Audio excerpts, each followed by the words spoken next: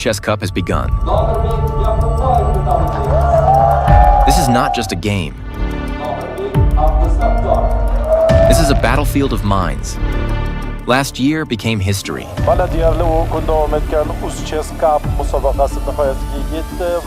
UzChess Cup 2024 was unforgettable, but history is far from over. A new chapter begins. Top grandmasters. Every move, every second, everything at stake.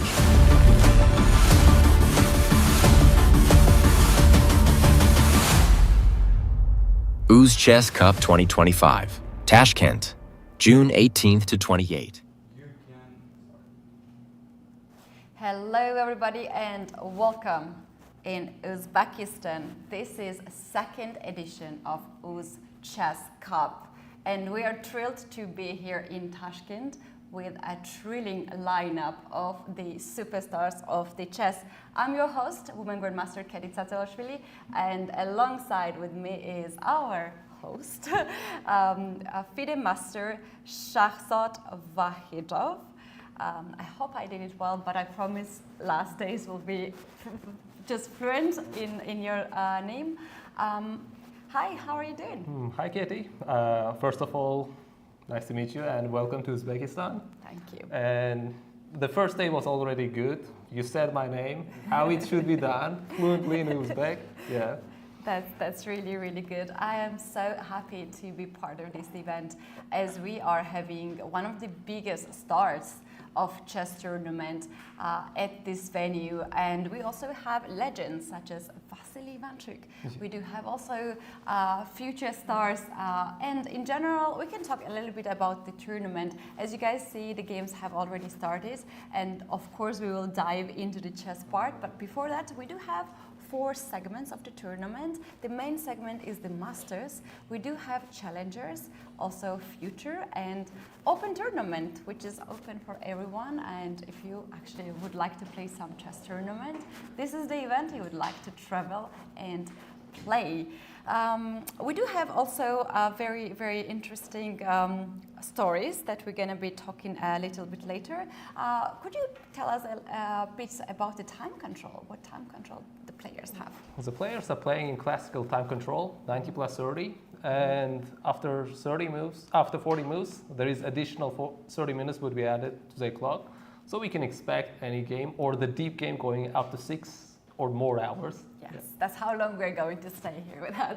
And you guys, let us know in the comments if you wonder about anything about the tournament. If you want to check some of the games, let us know. But here we have a bit of a thing that we have to tell our viewers, that we do have 15 minutes of delay.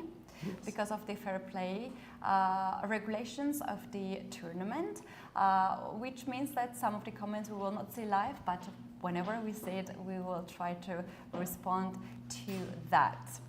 And here we have also the playing venue. What can you tell us about the playing venue? You have been there, you have seen the atmosphere, you can see these top players getting ready for the game. How would you describe this playing venue? Playing venue, I mean, this is kind of I would say the usual playing venue where players gather and kind of compete, but of course this is held in the main hall of the hotel, and the feeling is it's a more chill. It's not a blitz game, it's not a rapid game, it is kind of chill atmosphere. Yeah. So you're more relaxed right now in the beginning, although there are some viewers still watching around. I don't know how players feel like it, but in the beginning they are right now in adaptation phase. Yeah. So it's kind of the first day. Yeah, it's the first day. Yeah. They're kind of adapting.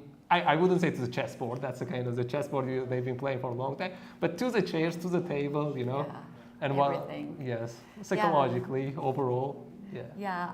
I've arrived this morning, early morning, and I wanted to take a look how the playing venue looks like. And the first impression that I entered to the venue was that everything looked so fresh, smelled so fresh, and it was just like, you know, when you just entering something new that is created for you. That was the impression that I had for this event. Another thing is that we do have several events in this venue. We do have Masters, Challengers, and the future players playing against each other. But the Open tournament, we do have not here because, as I've heard, the winner of the Challengers will have a right to play in the Masters next year. So we had such a situation last year too. Can we talk a little bit about the previous edition? What was the interesting things about that, and what we are going to expect in this one? So there are several interesting cases happened last year in UzChess Cup 2024, especially in the Masters tournament, because there wasn't Giri in the tournament, but there was a Giri of the tournament. Okay, what does that mean? And that means that Rapid Richard came to the pro tournament, played 9 rounds and 9 draws.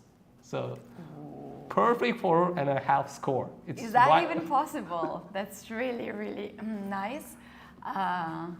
Is it nice? I don't know how he felt. He might felt frustrated also not to win any single game. When you think of Rapid Richard, you don't think of a kind of draw, you know? You think of a dynamic game. You go for a double-edged game. It's not calm. It's not chill, you know? Yes. Oh yeah, Richard Rapport. We're talking about Richard Rapport. Yeah. He always likes to play very creative chess, and obviously today we're going to be focusing on his game a lot, because we have a lot of expectations, and our viewers could also see Vachier-Lagrave, legend of chess, walking between the moves. So we're going to also cover Challengers and the future tournament. As we just mentioned, that it's going to be a long day for us here in the office, and we are so happy to take you through to the event, what is going to happen here. You're going to be witness of that. Shall we take a look at the first board? We have Arjun Ergaisi, a top seed player. He's playing against Loka, hero Nodirbek Yakubov, who is also the winner of Masters tournament. Yeah, in 2024.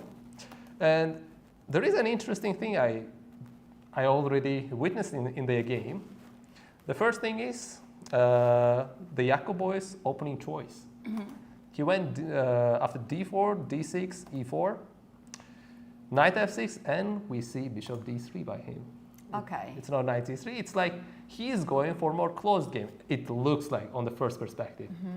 But after e5, pawn c3, knight bd7, knight f3, game still looks like, it's going to be maybe more kind of covered positional game where they maneuver through the board. But Arjun said, no, we're going to see the different game. And he did push d5.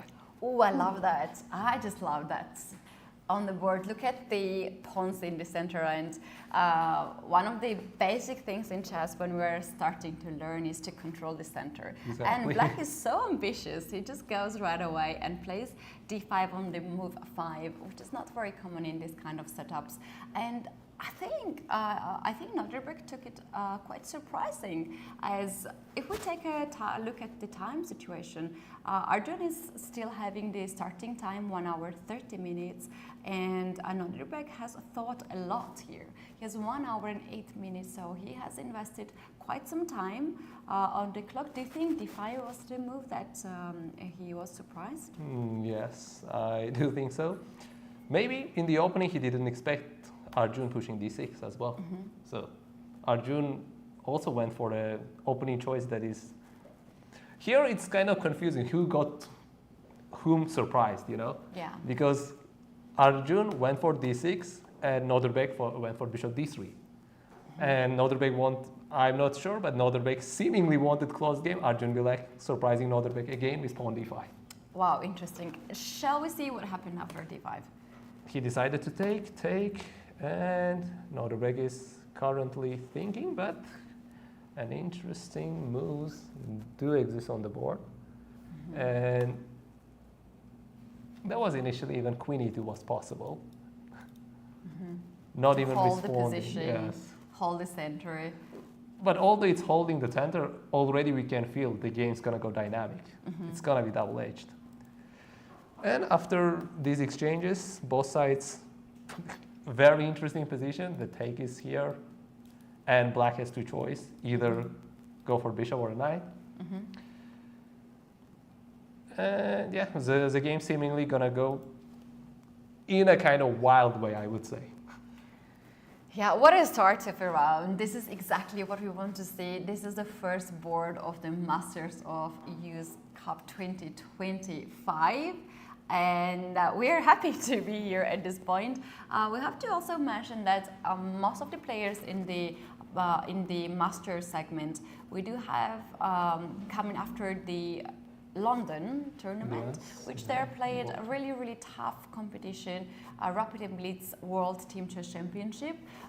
So they are quite well warmed up, ready to fight. I think they are hungry to fight. I would say it depends because they just ended Blitz games. So you think they might be like tired or? Not necessarily. You have to have some time to adapt from Blitz to classical, classical to Blitz. Yeah, you know? exactly. And I'm not sure if they had enough time, but it depends player to player. And now we see whose kind of strengths can be visible in the tournament, both in Blitz-wise, which was in London, and classical right now in UzChess Cup.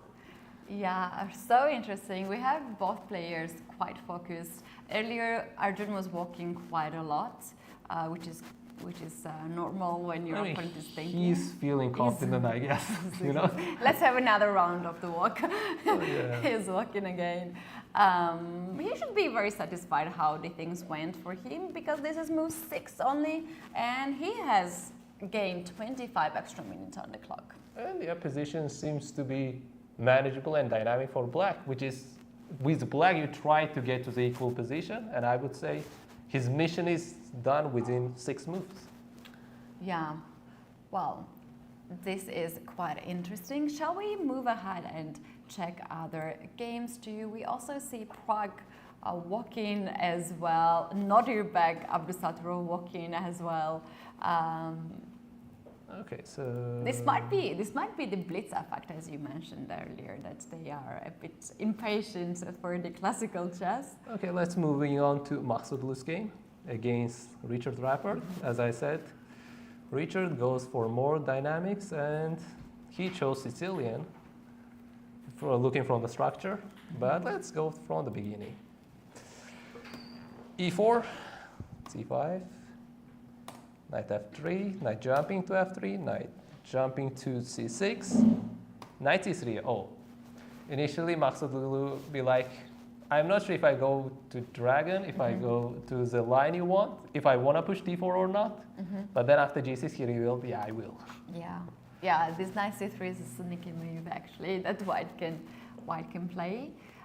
And wait a little bit for the opponent. I love dragon Sicilian. It's always quite sharp. It is always double-edged positions for both sides. And we have Parham and Richard, who are the best players to, build up the fire on the board. Exactly. Let's check how the game unveiled. And the knight d4, bishop g7, bishop e3. It's accelerated dragon, not just simple one. Bishop c4, castle, bishop b3. Okay, d6, f3, queen a5. Okay, an interesting decision by Richard Rappert. Yeah. Yeah. Well, shall we talk a little bit about this structure? What is white's idea here in this position? What is the black's idea usually? What we should expect here? Depends if Maksudlu wants to go dynamic or positional. If he wants to go positional, it's just castle and hold the center steady. And if he wants to go dynamic, I guess it's just long castle and push. That's kind of what players enjoy to go for. I vote for that one. I vote for the long castle in this position. What is your personal opinion about this? Which sides of the castle we're gonna see?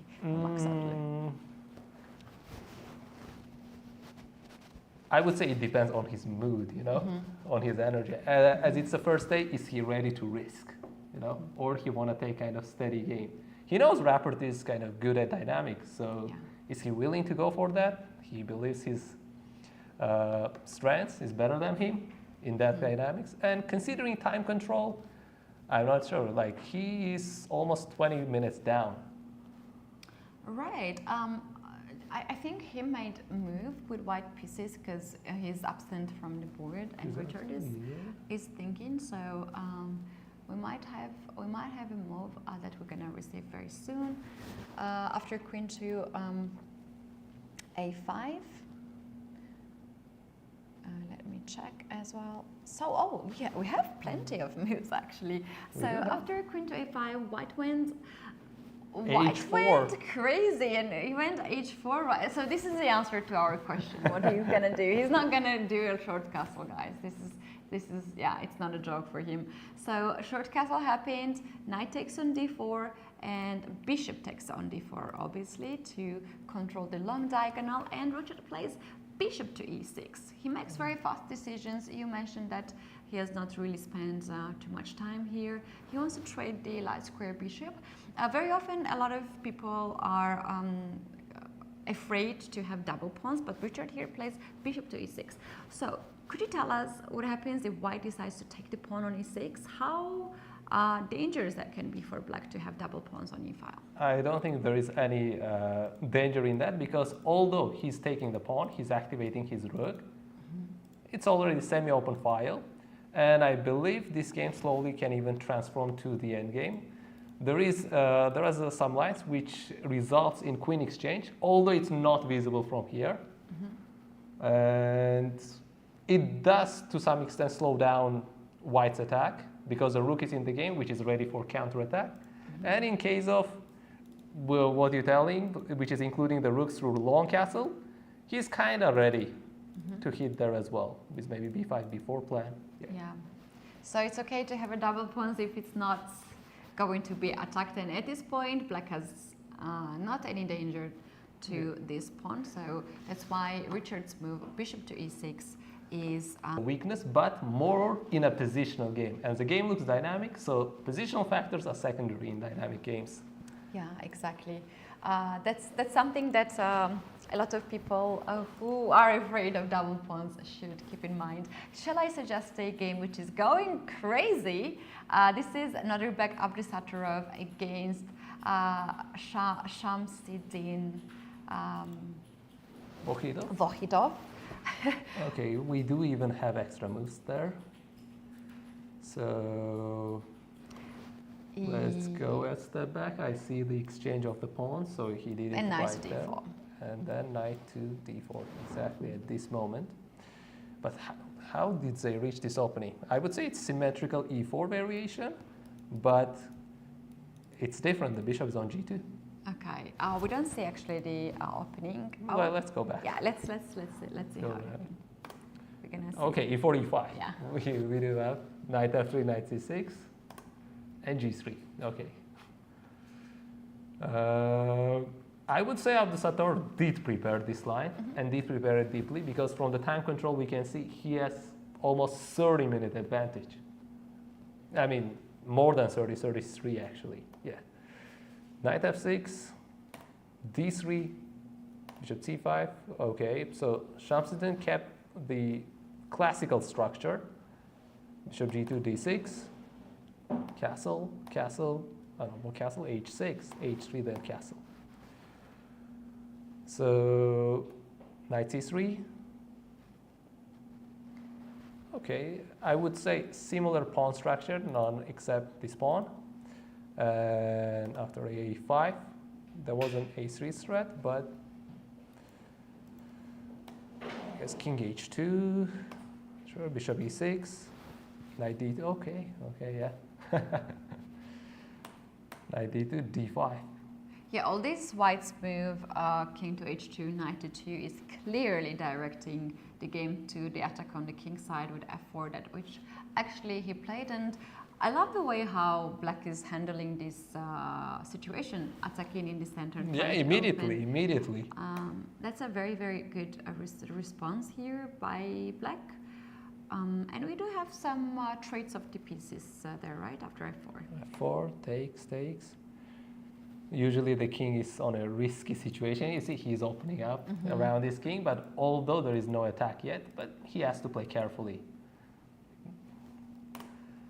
So here we have pawn takes c4, pawn takes c4, and knight to d4.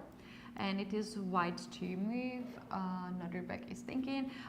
There is a game that already has played in this opening, and they are following the one that has been played by David Parabian with black pieces against Alkebor. Here, online. It's an online game, and it's actually very, very interesting. Black won that game, but white had a very nice play, and the game's moves can be quite forced here. So Nodirbek might play e5 to hit the knight on f6.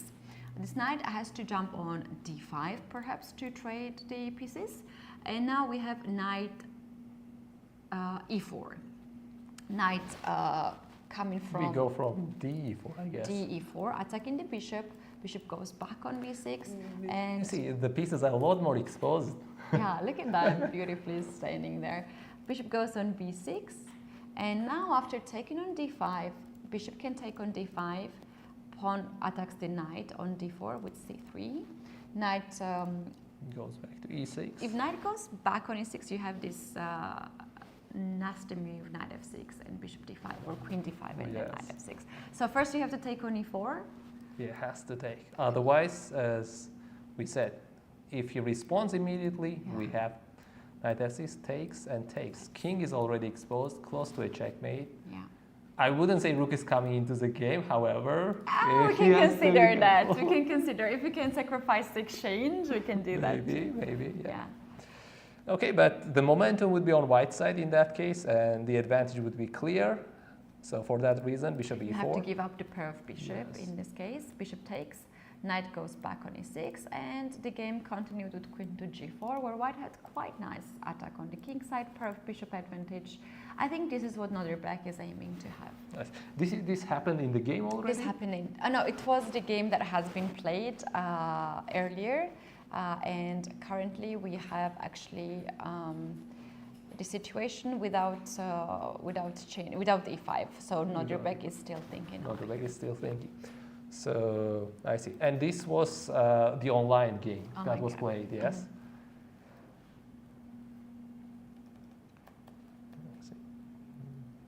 Yeah, and what I noticed is in that game, black ended up winning, the online one. Yes. But if we look at the position, this looks so much better for white. I would love to have this every day with white pieces. Yeah, white is pushing for the win, you know. H7 is like, I wouldn't say queen f5 will be immediately, but the idea looks attractive. Like you go here, g6, just one step back so that you can push f5. Get the momentum, hit that g6 and e6 knight, which means very close to checkmate, and at the same time opening up your bishop to take h6. Looks lovely. Nodirbek is taking some time here because he has another alternative there as well.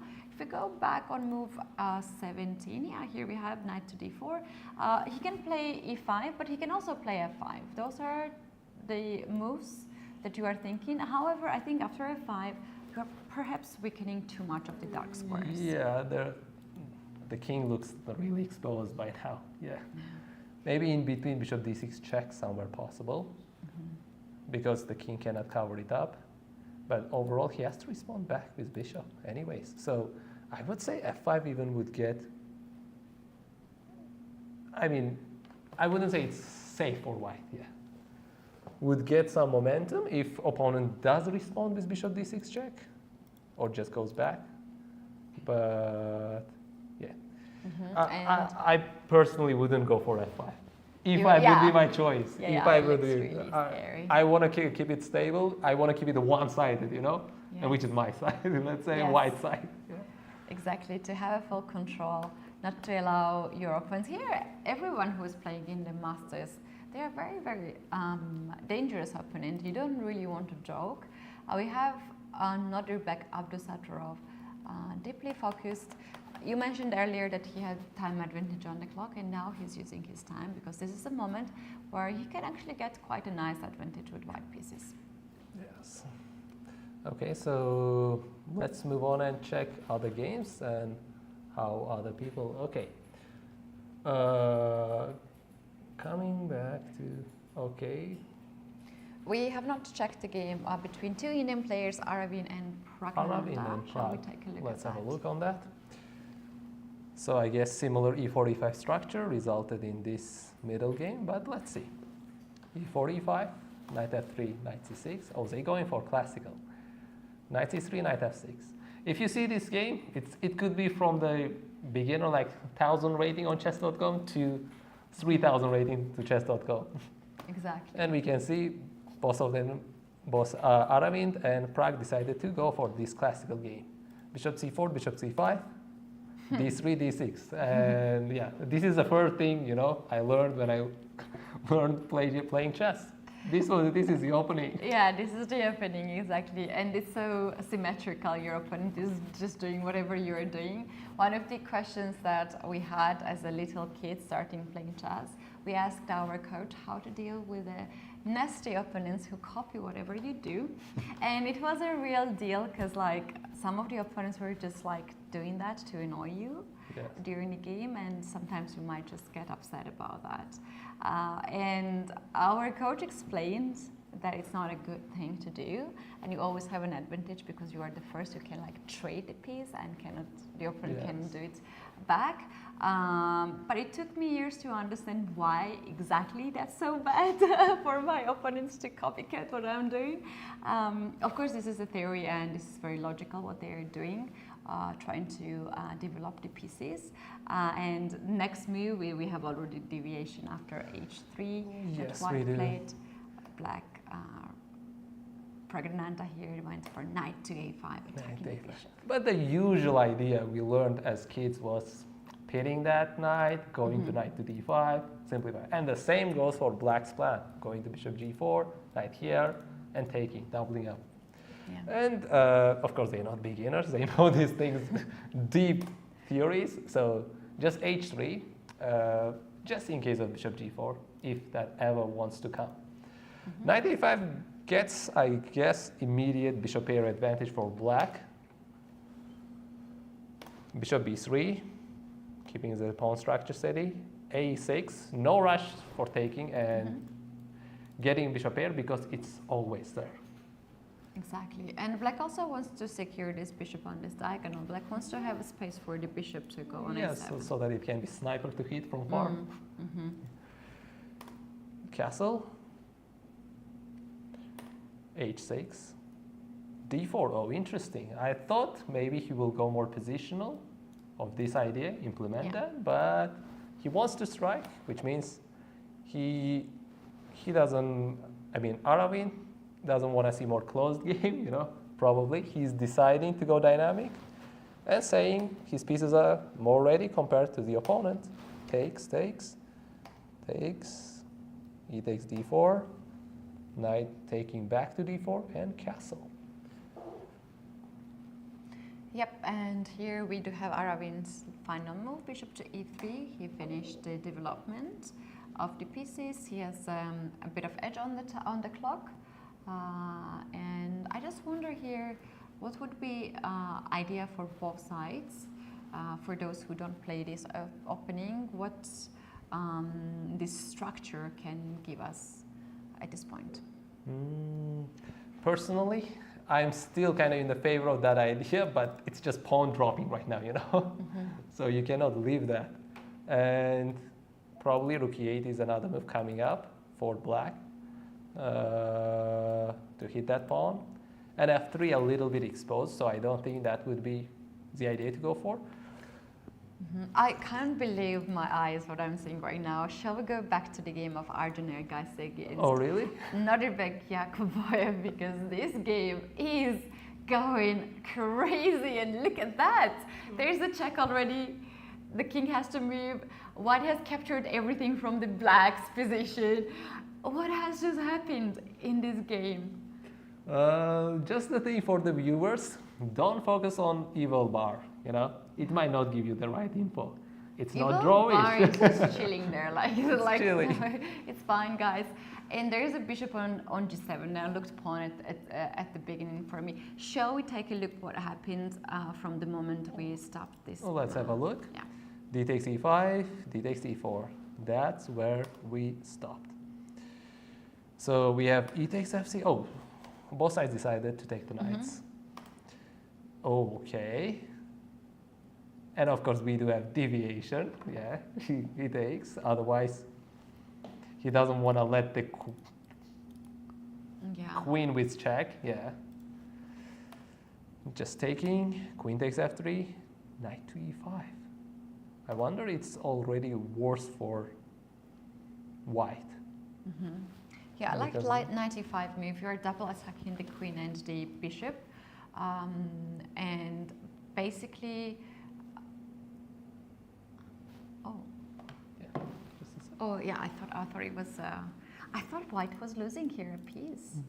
It looks like it, on the first sight. And I thought it was a bit of error of the digital board. So this is so interesting. If you just go queen to e4 here, queen takes on d3, and you are playing this game without the piece. You don't want to do that. So white found the move to save the game, which is bishop to b5 check. Katie, what do you think about c6? Why not c6? Yes, my next question is this. Why not c6? So interesting. I would say something like queen to g3 or queen to e3 might happen. I would say queen to g3 looks more valid compared to queen to e3. Queen to e3, you're just focusing on like pinning the knight, which makes sense. But queen to g3, hitting the bishop, it's like immediate response. Exactly, and if you take the bishop on b5, then I'm going to take the bishop on g7 with a double attack. The rook is hanging and knight is hanging. Although it's defendable, yeah, because knight just goes back, supports it. Yeah, I would just castle here with white. Like Castle, it's safe. I'm better already. You're saying, because I mean this check is like immediately coming next move. I mean, but I would say maybe for the time being, should white be slower and just keep the development, or should go harsh and go aggressive? His pieces are not in the game yet. They are sleepy.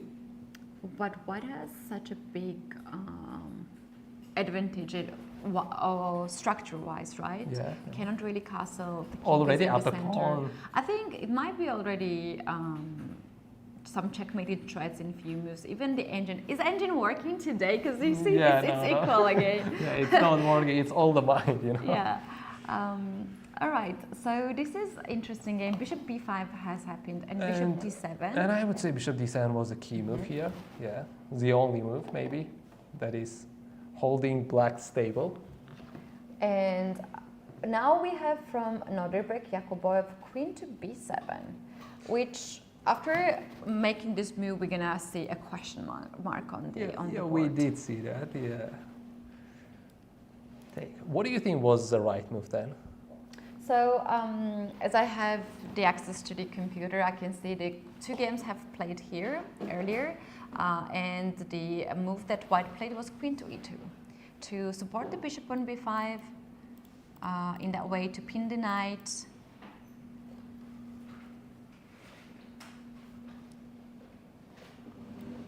And what do you say? White is still pawn up.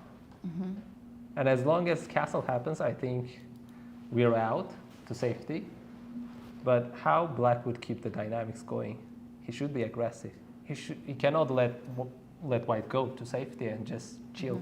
I would say something like c6 might happen here, because this bishop is quite misplaced, right? If you go bishop c4 or bishop to d3, you are giving up the pair of bishop, and I might have a compensation. Not necessarily. There is a pin. Oh yes. So, but I would be so scared to play bishop d3 because bishop d4 It's like the queen just discovery attack. Yeah. But even after bishop c4, I would say still bishop g4 or short castle.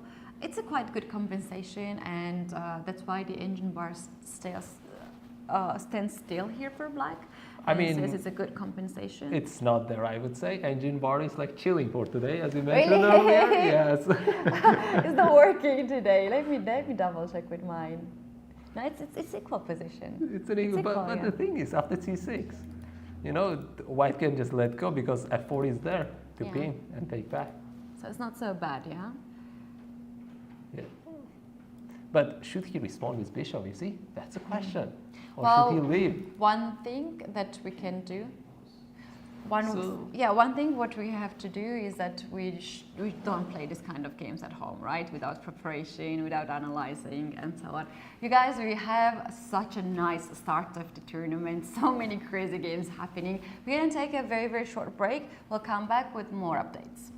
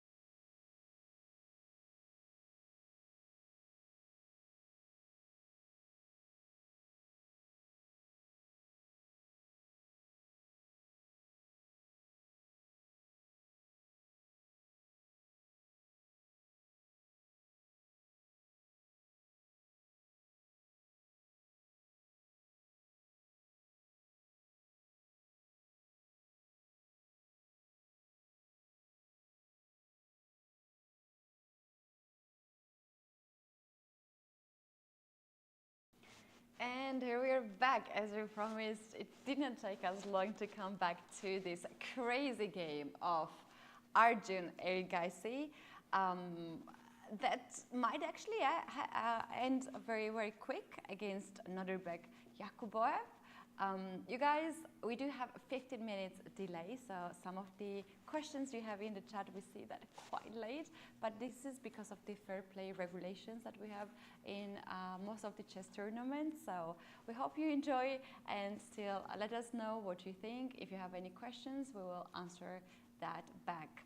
All right, we are back here in this position. What has happened? Let's continue with the game. Already a couple of moves are on the board. So we just stopped right there where we evaluated Queen E2 move.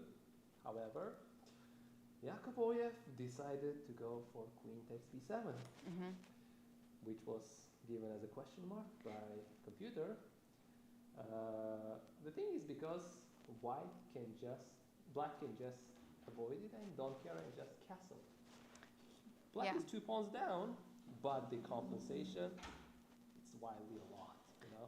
By this moment, it's already, we can see how fast our black's pieces are, while white is not even developed on on the queen side. Another thing is that we call this poison pawn, right? Very often B2 or B7 pawns, poison pawns. Here the problem is the D3 square, which we already saw the knight has reached that place. But if you want to control D3 square, you have to keep the bishop, right? So if you play here bishop to E2, then you will meet bishop C6, very powerful move by black. The pawn on G2 is hanging, and you will not be able to castle, right? If you castle here in this position, and if you leave the pieces like that, you will just lose a bishop right away. After castle, there's rook to B8, queen is hanging, bishop is hanging, and you are struggling here big time. So because of that reason here, Nodirbek decided to trade the bishop. Extra point to that poisonous pawn. The game was not just about poisonous pawns, interestingly.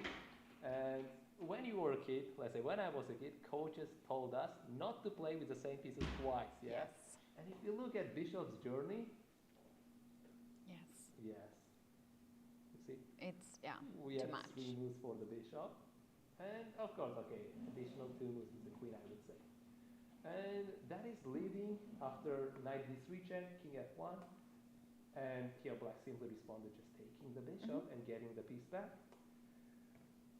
If you look materially, white is 2 pawns up. He seems doing kind of quote-unquote well, but if you just look at the other aspects of the game, he has nothing developed except the queen. His king is very much in a dangerous position. Just mate in 1, literally in 2, mate in 2. Yeah. While white does nothing. And yeah, black's pieces are so much ahead. And I tell my students even in these situations, like when they really fear to give up the material, the thing is evaluate on 4 categories, not just one materially. The thing is material imbalance is one of them, but what is bigger than material imbalance is king safety. King safety, too much exposed, I would say. And the second thing is momentum, who has initiative. It seems like the initiative is simply on the black side. Exactly. And lastly, okay, pawn structure we have, if queens exchanges. Some weaknesses, development and rest of the things. All right, the bishop is hanging now on c1. And if you move this bishop away, let's say you play bishop to e3, you are dropping the pawn on b4, b2 right away. Yes, exactly. And the rook can get involved on the second rank. Almost immediately, so which means one pawn is back, the momentum is still on, so I would say that would be close to resignable, actually. Exactly. And let's see what white can do here, because obviously we don't want this game to end so fast here for white. This is move 13 only. If you develop your knight on d2 and try to guard your bishop in that way, then you're going to drop the piece anyway. Knight takes the bishop, you take with a rook, and then d2 knight is hanging. So this is not the scenario that Nodirbek Yakuboev wants, obviously, the first round of the tournament. There is a third alternative. How about knight to a3? I was considering that, but maybe that's the only hope, that doesn't drop the piece. But the thing is, I did still consider white because he would have a challenge to develop this bishop. How he's gonna get that bishop out? He develops the bishop to anywhere. That b2 pawn is dropping. If he pushes pawn to save, its c3 pawn is hanging. So, considering that knight e3 is already on the board. So yeah, Black's idea is super clear. What he's doing, rook a b8, rook here, f8, rook getting there. So I would say the only way to go for for white is, after knight a3, he has to get that bishop out anyway, and let that bishop b2 pawn be taken by the opponent. Yep, very, very interesting situation in this game. This is something very unexpected. We're going to take a very, very short pause another time, a technical pause, and we'll be back shortly to continue next games.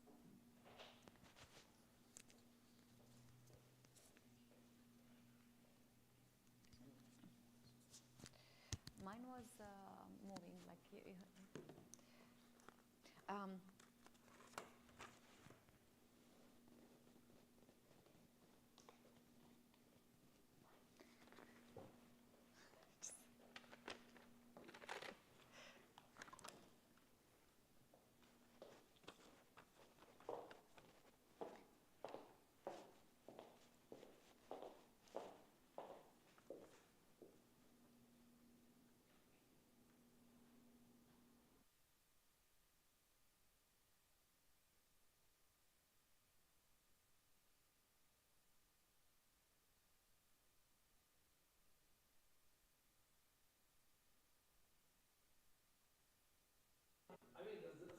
While I'm talking, I'm losing my kind of train of thoughts, to finish the sentence. Really? Yeah, you didn't notice, but let's say when you asked me about Nodirbek, I was like, what to say? Yeah, in the beginning. Tournament what? Venue. I Yeah. was like, normal tournament venue. Yeah, no, that's good. That's good. It's in the kind of main hall of the hotel. Yeah. At the beginning, it's gonna be fine.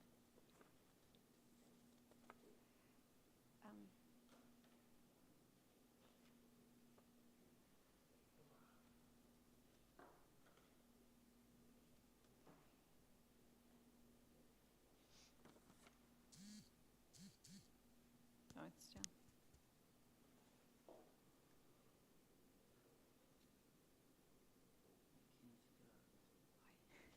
I'll just put this one here, okay? If you show this break, I'll take a break right there, okay?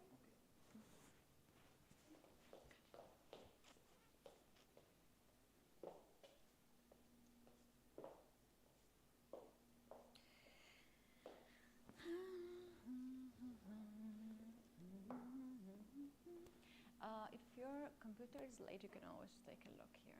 I just have one line, but it gives some ideas.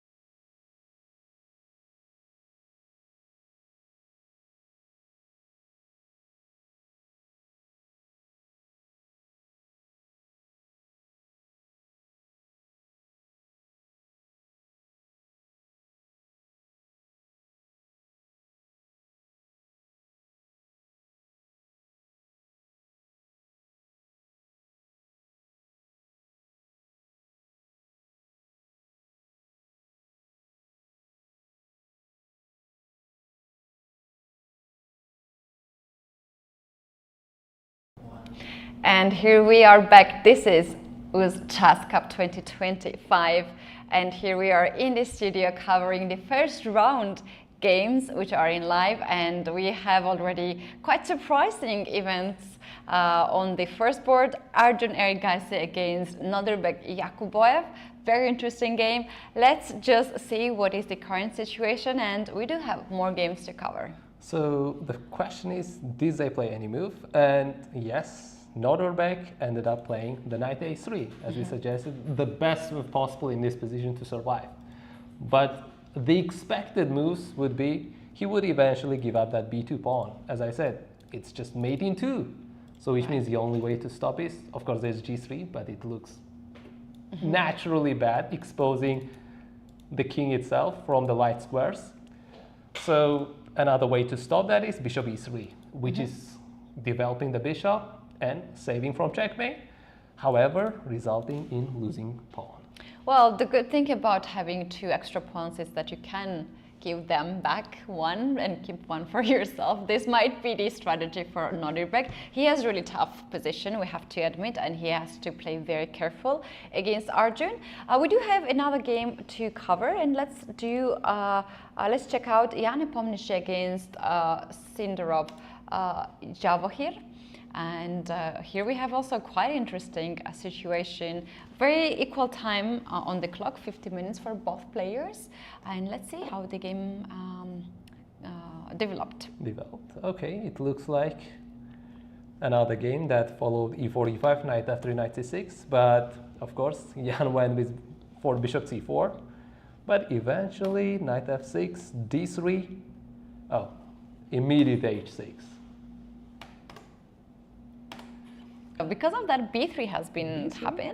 Yes. b3 to develop also the dark square bishop, perhaps on b2 or a3 in the future, thinking about d4 because for white. And I say that black was the one who started to open up the center with d5 right away. Yeah, he has to, I guess, maybe, because otherwise he waits. It's like he's slowly running out of the moves, although this idea is still on the board, does exist. But if he's ready, just push it. D3 looks, I wouldn't say quote-unquote backwards pawn, but it might end up as a weakness. So he's striking first. And c3, unprotected for now. So which means d5, he didn't expect him to take, because he knows already, black knows, Sindarov knows, if he takes d5, it's knight d5, and he's better. You mentioned the pawn is not protected, so here we have knight already attacking the pawn on c3. And to compare the pawn on e5 and the pawn on c3, white can take the pawn on e5, obviously, but that would be immediately, I would say, close to losing. Yeah. Close to losing. Just knight c3, queen moves. hitting the queen, yeah. There are 2 choices. The thing is, queen can go to the other way around. But it is simple. There would be a couple of exchanges we would witness if that happened. But eventually, the part that is ending up, the statement of being losing, is that bishop d4. Look at the domination on the dark squares and all this rooks hanging on this diagonal. Yeah, not terrible position for white. And obviously Nepomniachtchi did not even consider that line to go, and instead of this he played bishop to b5, avoiding to have any weaknesses on the queen side with the pawns. And we have knight to e7. Knight to e7, yeah, the natural move, making ready himself for pushing pawn c6. Yeah. And after that move, we do have some more moves happening. Pawn takes on d5, knight f takes on d5, attacking the pawn on c3. And after queen to c2, we have knight to g6. Okay, knight to g6. So, I mean, it's mentioning mistake, but it didn't look to me as a mistake. It looked to me natural. The f4 square was the eventual goal when we looked from the beginning, knight to f4. And although computer is favoring white a little bit, black's position looks quite nice. Yeah.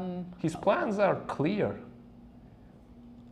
Although I would say maybe the big point is he would strike immediately now. Oh, yeah, d4 has happened, and the reason behind this is you cannot take the pawn on d4, because the moment you take on d4, because of the knight being on g6, now we have rook to e6, pawn takes c6, and queen takes g6. You got two pieces for a rook, the pawn on e6 is hanging, and this is not, perhaps not enough compensation, even the pawn on c3 is hanging now. Yes, yes, yeah. It looks already not ideal, and the moment you take knight e4 and then bishop h6 is also coming. Oh, yeah. And there is another bishop too, bishop d3, scanning this king. Yeah. I mean, knight coming in, okay, we can say how white can easily win the game. Yeah, this is really good position for white. So d4 did happen on the board, and d4 has happened, and now it is Sindarov who is thinking. Vachier is still thinking.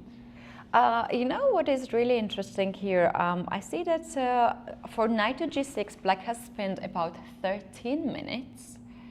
And then Jan Nepomniachtchi spent 16 minutes for d4, so he was trying to calculate all these moves, and very often we have been told, and also the practice shows us, that it's not good to spend more than 15 minutes per move, because you are then seeing some ghosts. I mean, it's critical position. So as long as you're calculating, as long as there are sidelines, a lot of sidelines, things to consider, I would say, you know, there are some moves you can go for 30 minutes. Yeah. Yeah. Easily. Yeah. Even more than 30. And for now, I would say 15 minutes on average is ideal. They still have over like 45 minutes, you know. Yeah. And both sides is equally spending time, so they are not worried if one side thinks more and other. Exactly. For those who just joined us, the time control is a standard time control in the Masters tournament. After 40 moves, each players will get extra 30 minutes on the clock. So we might not see some time pressure at that point in the very end of the game. But you know what? Most of the games are decided around 40 moves. Yes. Before, like 2 moves before or after 2 moves. So it's going to be very interesting. Now, right now we're just in between those times. Knight g6 has been played and d4. This is the final update here. What we can suggest to black, if you can take the pawn on d4, I want to take a pawn on d4 myself. We just mentioned that, how bad it is.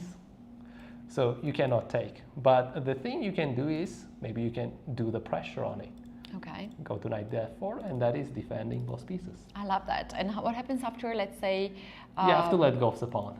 Yeah, can I take with a knight e5 or pawn takes e5? Would be better. Knight e5 immediately gives the opportunity for queen g5. Yeah. So I would say it would be pawn e5, which is the queen here idea is not that. But from here, there is an interesting plan black can go for. Okay, and that is queen c8, and I guess you know the pattern. Ooh. Bishop takes h3, queen gets in the business, and it can be a checkmate. Yes, the thing is bishop f1 looks savable, but queen g3 check. We are using that pin. Oh my goodness, this is very interesting. Even black has to give up the pawn. It can get really, really sharp for it. Look at this situation, 2 knights, 2 bishops, and now already queen can get into the attack. Yes. Okay, let's have a look on Challengers tournament. Yes. So on Challengers, we have a couple of games going on, and starting with the first board. Yeah, the first board we do have the Grandmaster from Greece, 26-13 player, Theodoro Nikoulas. And he's playing against Andrew Hong from USA. Also the Grandmaster 25-89 rated. Yeah, the distance is not that far, you know. And recently, I guess, Andrew played, he was in London as well, yeah, with you, or not? Oh, Andrews! Oh, yes! He looks so different in that photo. I thought it was someone else. Oh my God, this is embarrassing. Yeah. Yes. I mean, he is a dangerous player because, well, in 2023 World Rapid and Blitz Championship, when it was held in Samarkand, Uzbekistan, yes. I did see him, and I did see how kind of dangerous player he is, you know? Yes. You don't go kind of comfortable against him, but the thing is, Nicholas from Greece, not sure how to pronounce his surname, Theodoro? Theodoro. Theodoro. Yeah. went in a very kind of ready opening, just knight f3, g3, bishop g2. He doesn't want to go for dynamic. I mean, when you want to kind of go for positional, you choose this, and then you're going to decide later if you want to go for dynamics. Yeah, should I go here to c4? Should I go d4? What kind of... So castle, e5, oh. Okay, interesting. So castle, e5, oh. Okay, interesting pick by Andrew. I like that because you are trying to control the center. You don't allow your opponent to play d4, and you are getting into the king's King's Indian. King's inverted? Indian, yeah, Inverted? reversed, Yeah, reversed. So d3, d5. So we are back in this. And This is exactly King's Indian, right? yes. But I mean, white has extra tempo, which means there is not necessarily any opening theory maybe about this. So d4 and a4, h6. So I guess they're just playing, but they're playing top of the engine line. So maybe there are some opening lines on this, knight a3, bishop e6. So by bishop e6, it still looks decent. Knight h4, knight d7. I wouldn't say it's still deviation out of opening plan or idea, but turns out g6 or g5 even moves existed. I would say the middle game wouldn't be the natural or typical middle game you see. However, after knight d7, yeah, okay, queen e1. I guess it was a preparation maybe. Yeah, I can recognize these lines because myself I play with white, and sometimes I respond to this, to queen to h5. Yeah, I want to play bishop e7 with black. That's why knight d7 has been played. If you are not ready to weaken the squares there, but queen e1, this looks a little bit, you know, suspicious move if you don't know what is the next move. And white's next move is f4. White wants to play f4 to get the pawn push on the side, and basically the queen from e1 guards the knight on h4. So that's the idea of this. And you said you used to play this opening. Yes. Was it with white or was it with black? I play with white, the King's Indian, yes. King's Indian, I see. And what do you say? This is a theory of move by move or theoretical structural opening? Theoretical structure, yes. I don't think it's move by move because we mentioned that we have this color reverse. Yeah. So in the King's Indian, one tempo can be a game changer. Yes. So yeah. So it's a structure, yes? Yes. So, okay, bishop e7. So I also noticed the structure, but the moves were like, it's slightly different. Yeah. And bishop e7, although looked natural, normal move, if you look the evil bar, there is a slight difference, you see? Which is, it's immediately giving advantage for white. The reason of that is that after knight f5, which is a logical move here, you cannot play g6 because you're giving up the light square bishop after knight g7. And this is a double pawn that you don't want to have in this case. That's a weakness. Yes. Yeah, that's a big weakness. So if you cannot play bishop to f6 here to guard this pawn because there is a hole on d6, and I'm gonna give you a check. I will not take the pawn on b7. We are not greedy, but you will lose the right to castle, right? So that makes black other two options leave. One is to capture the knight on f5. And once again, do we want to give up our light square bishop and look at that monster, a5, a6 later on? Yeah. Or we can also just admit that maybe bishop e7 was too early to play and to play bishop to f8. And once again, with black pieces, you are a little bit behind and you don't want to play King's Indian reverse position with losing 2 tempi now. If we go back, did black have other choices to get maybe advantage because white is not getting the center? And what do you say? So knight f5 did happen in the game. And would you say if we just played g6 earlier, went for that line, would black be safe? You know how many games I have lost with white pieces playing like that. I cannot say it's safe because f4 is still happening here. Still happening. Yeah. And after take? As the knight on h4 is not hanging, I can take with a pawn. Please, could you explain why it's not hanging? Well, in the previous position, knight was on d7, so queen can take it. Mm-hmm. But now, if you want to take this knight, you have to sacrifice the the piece for a moment. And you do. This gives me the flashbacks. You definitely don't take back. Well, can I take knight d6 first? Exactly, I Pawn guess takes g6 that's and how bishop you- to e4. That's how you kind of get. And this is, we can say, white is like really better. Yeah. Yeah. Pieces out, and of course, what we mentioned earlier, b7, hitting that. So, but take. How about like just going knight g4 or just going knight h5, not sacrificing? If you go knight h5, there is the move. f5? I wanted to suggest knight f5 as Or well. knight f5. Yes, that's also a possibility. There's f5 as well. I guess f5 might not result in ideal moves because of that Yeah. h to be But I think knight later. f5 is fancy enough. Yes.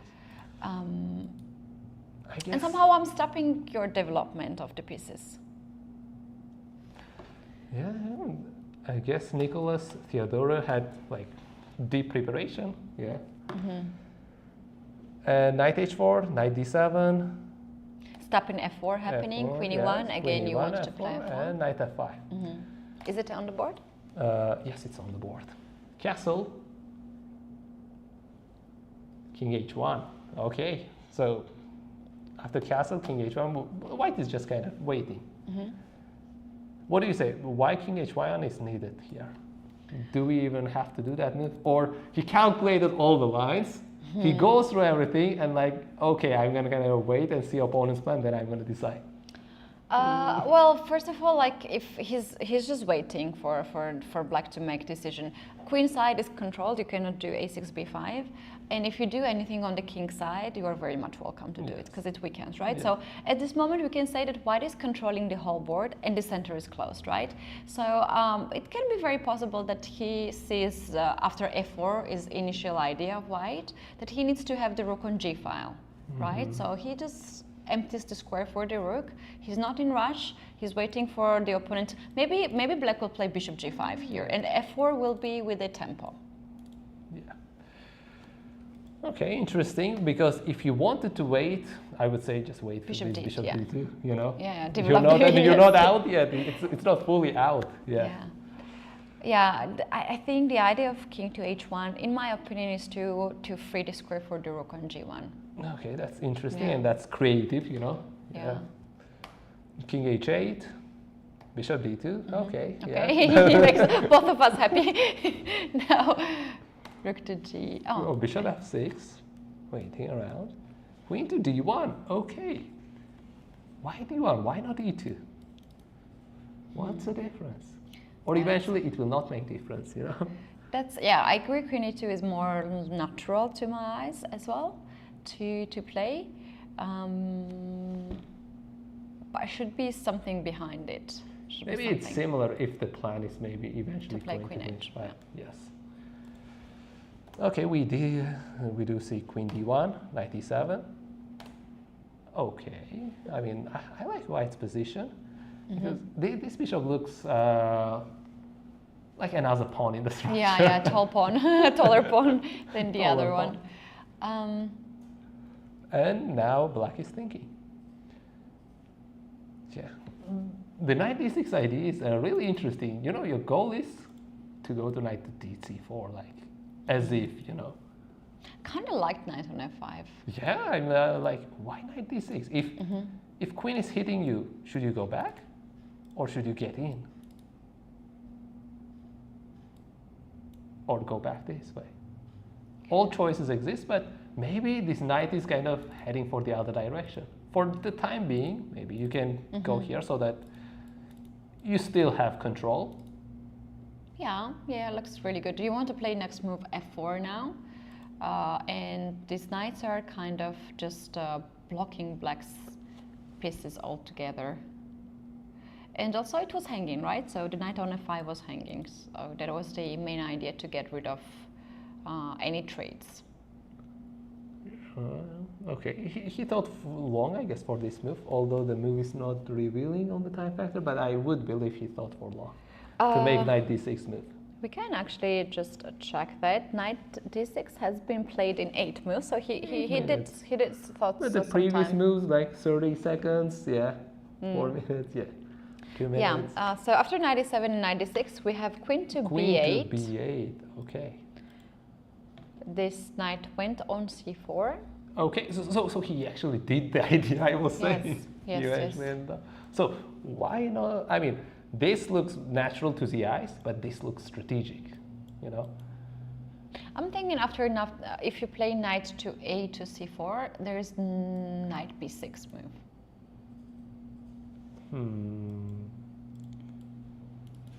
I guess, I mean, you can take back, yeah, if captures happen. F4 is still on the board, I would say. Okay, there is just kind of safe move, just you don't want to take like that. You want to take with b pawn. If you just kind of go for b3.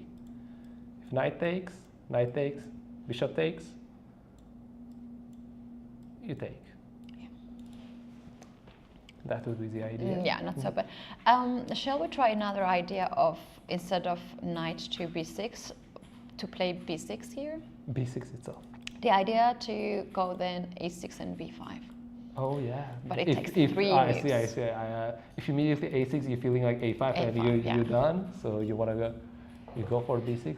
But you know what? I don't really believe myself here. Like, because I can play f4, and when you play a6, I play f5 right away. Yeah. Although it's not totally lost, you know, bishop can get out, and you're ready to do b5.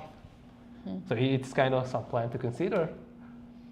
However, it seems like for the time being, because black is wasting some moves on the queen side, white can actually take the momentum on the king side with queen h5. I like that. Ready to hit. Yeah. I like that. And also there is additional idea to play f takes c5, to play then later on something like bishop h6 to sacrifice the piece for 2 pawns and to get somehow more pieces into the action. But this all needs obviously more calculation. Just. Yes, but we can already kind of conclude white is better and pushing slowly for the win. Yeah. The game is very interesting. Yeah. This is really interesting. The thing is, structurally, you know, white is still keeping the same. By this night's journey is, I'm more amazed by positional brilliances rather than dynamics, you know? Yeah. Because dynamic brilliances, you find it, it's creative, it's, I wouldn't say easy, but you feel it, you know? Exactly, I agree with that. You do positional, you know, brilliance is like, what's the point, you know? And here is the thing. This was nice, Johnny. Oh, very nice. Look at this. we can accept to have knights to make a lot of moves, because earlier we mentioned that one of the key principles of chess is not to make too many moves with one pieces. But here at this point, it's not really a fact, because we have all the pieces developed. We have castle, and the position is quite close. Yeah. And you want to just get pieces at the better place, and then you can try to open up. I do have a suggestion to check out the game of Vasily Ivanchuk. We saw him walking a lot. He plays against Vitaly Shevuk. Okay, we have an interesting position going on. The evil bar shows huge advantage for white. Yeah, something went wrong for black, so let's see very quickly what happened. E6, C4, knight F6, okay. Okay, I guess we're going for Catalan. D takes C4. Bishop G2, A6. Castle, knight C6. E3. And what do you say about Ivanchuk's opening pick? Yes. Well, to have any expectations from Ivanchuk in the opening is very difficult to prepare against him, because he's playing a lot of games, and more importantly, he knows all the games possible. It is incredible how good is his chess memory.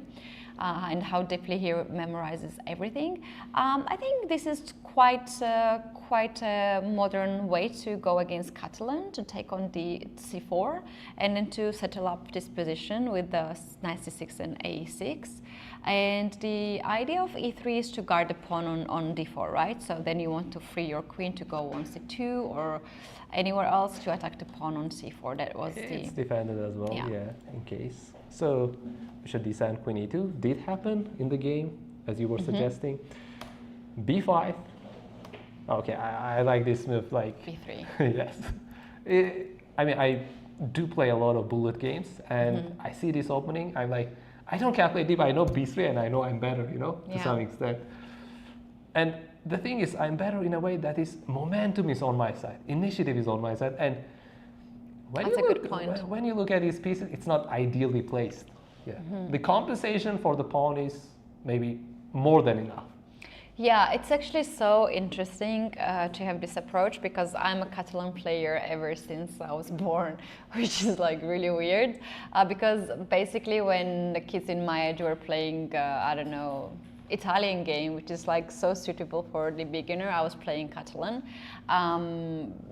because I was attending the classes with other like older kids and they were playing all Catalan, so I had to play. And I had a big struggle to understand why I have to give up the pawn and then try to take it back whole game, and very often I was very unsuccessful to do that. So the main idea here is to get the initiative, what you mentioned, and what should be the main thing here. So if you don't know exactly how to play with the initiative with a pawn last position, you don't really go to here, right? Let's see a little bit more moves like takes. And for those players who have never played, black is not so bad, right? You have pawns connected, it's not so bad, nothing is really hanging, but we might see in few moves how the tables turned for white. Yeah, bishop b2, they're like simple moves, positional moves, you know. Knight b4, okay, knight e5, attacking the rook. Yeah. Rook here, oh, I was expecting maybe rook c1, yeah. Rook c1.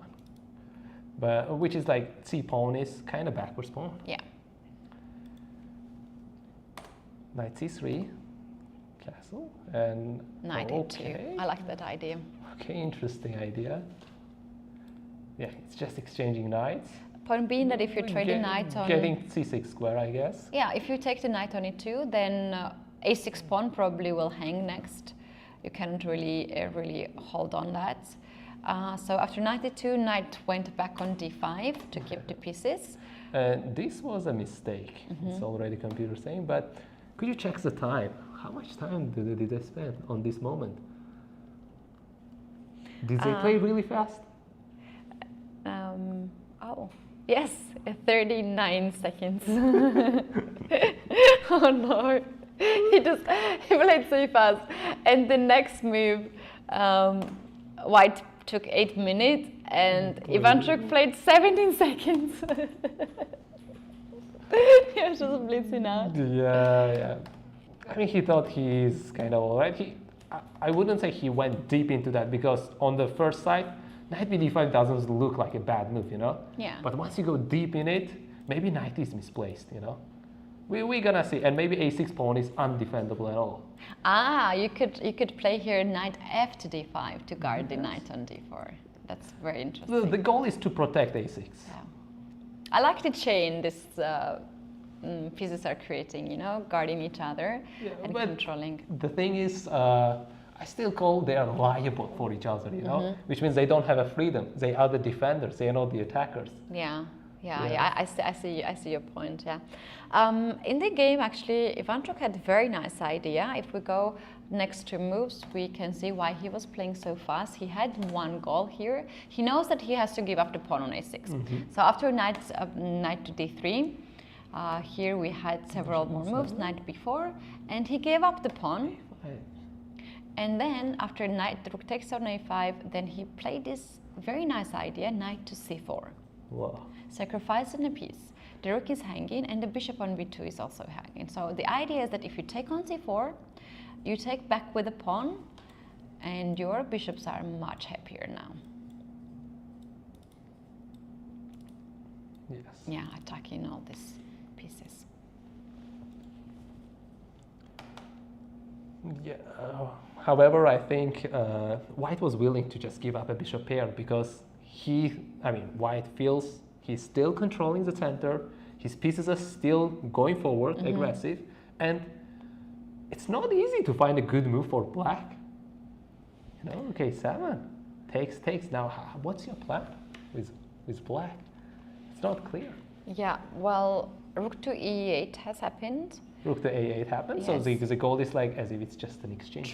Trading the pieces. Trading pieces. We have rook, yes, and Yeah, takes, queen b8. Queen b8, but queen a1. Yeah, the thing is, what White is doing is slowly getting Black to the middle game Zugzwan, where eventually you would run out of good move, where you have to give up something to survive, to get back to the game. Exactly, you're just describing the future of the game because I saw a couple more moves what has happened. And after queen to a1, there was rook to d8, very logical move to control d file. And the game was e5. played e5, knight to d5, so he did give up a pawn. Yeah, what happens if I don't give up the pawn? Let's take a look at that.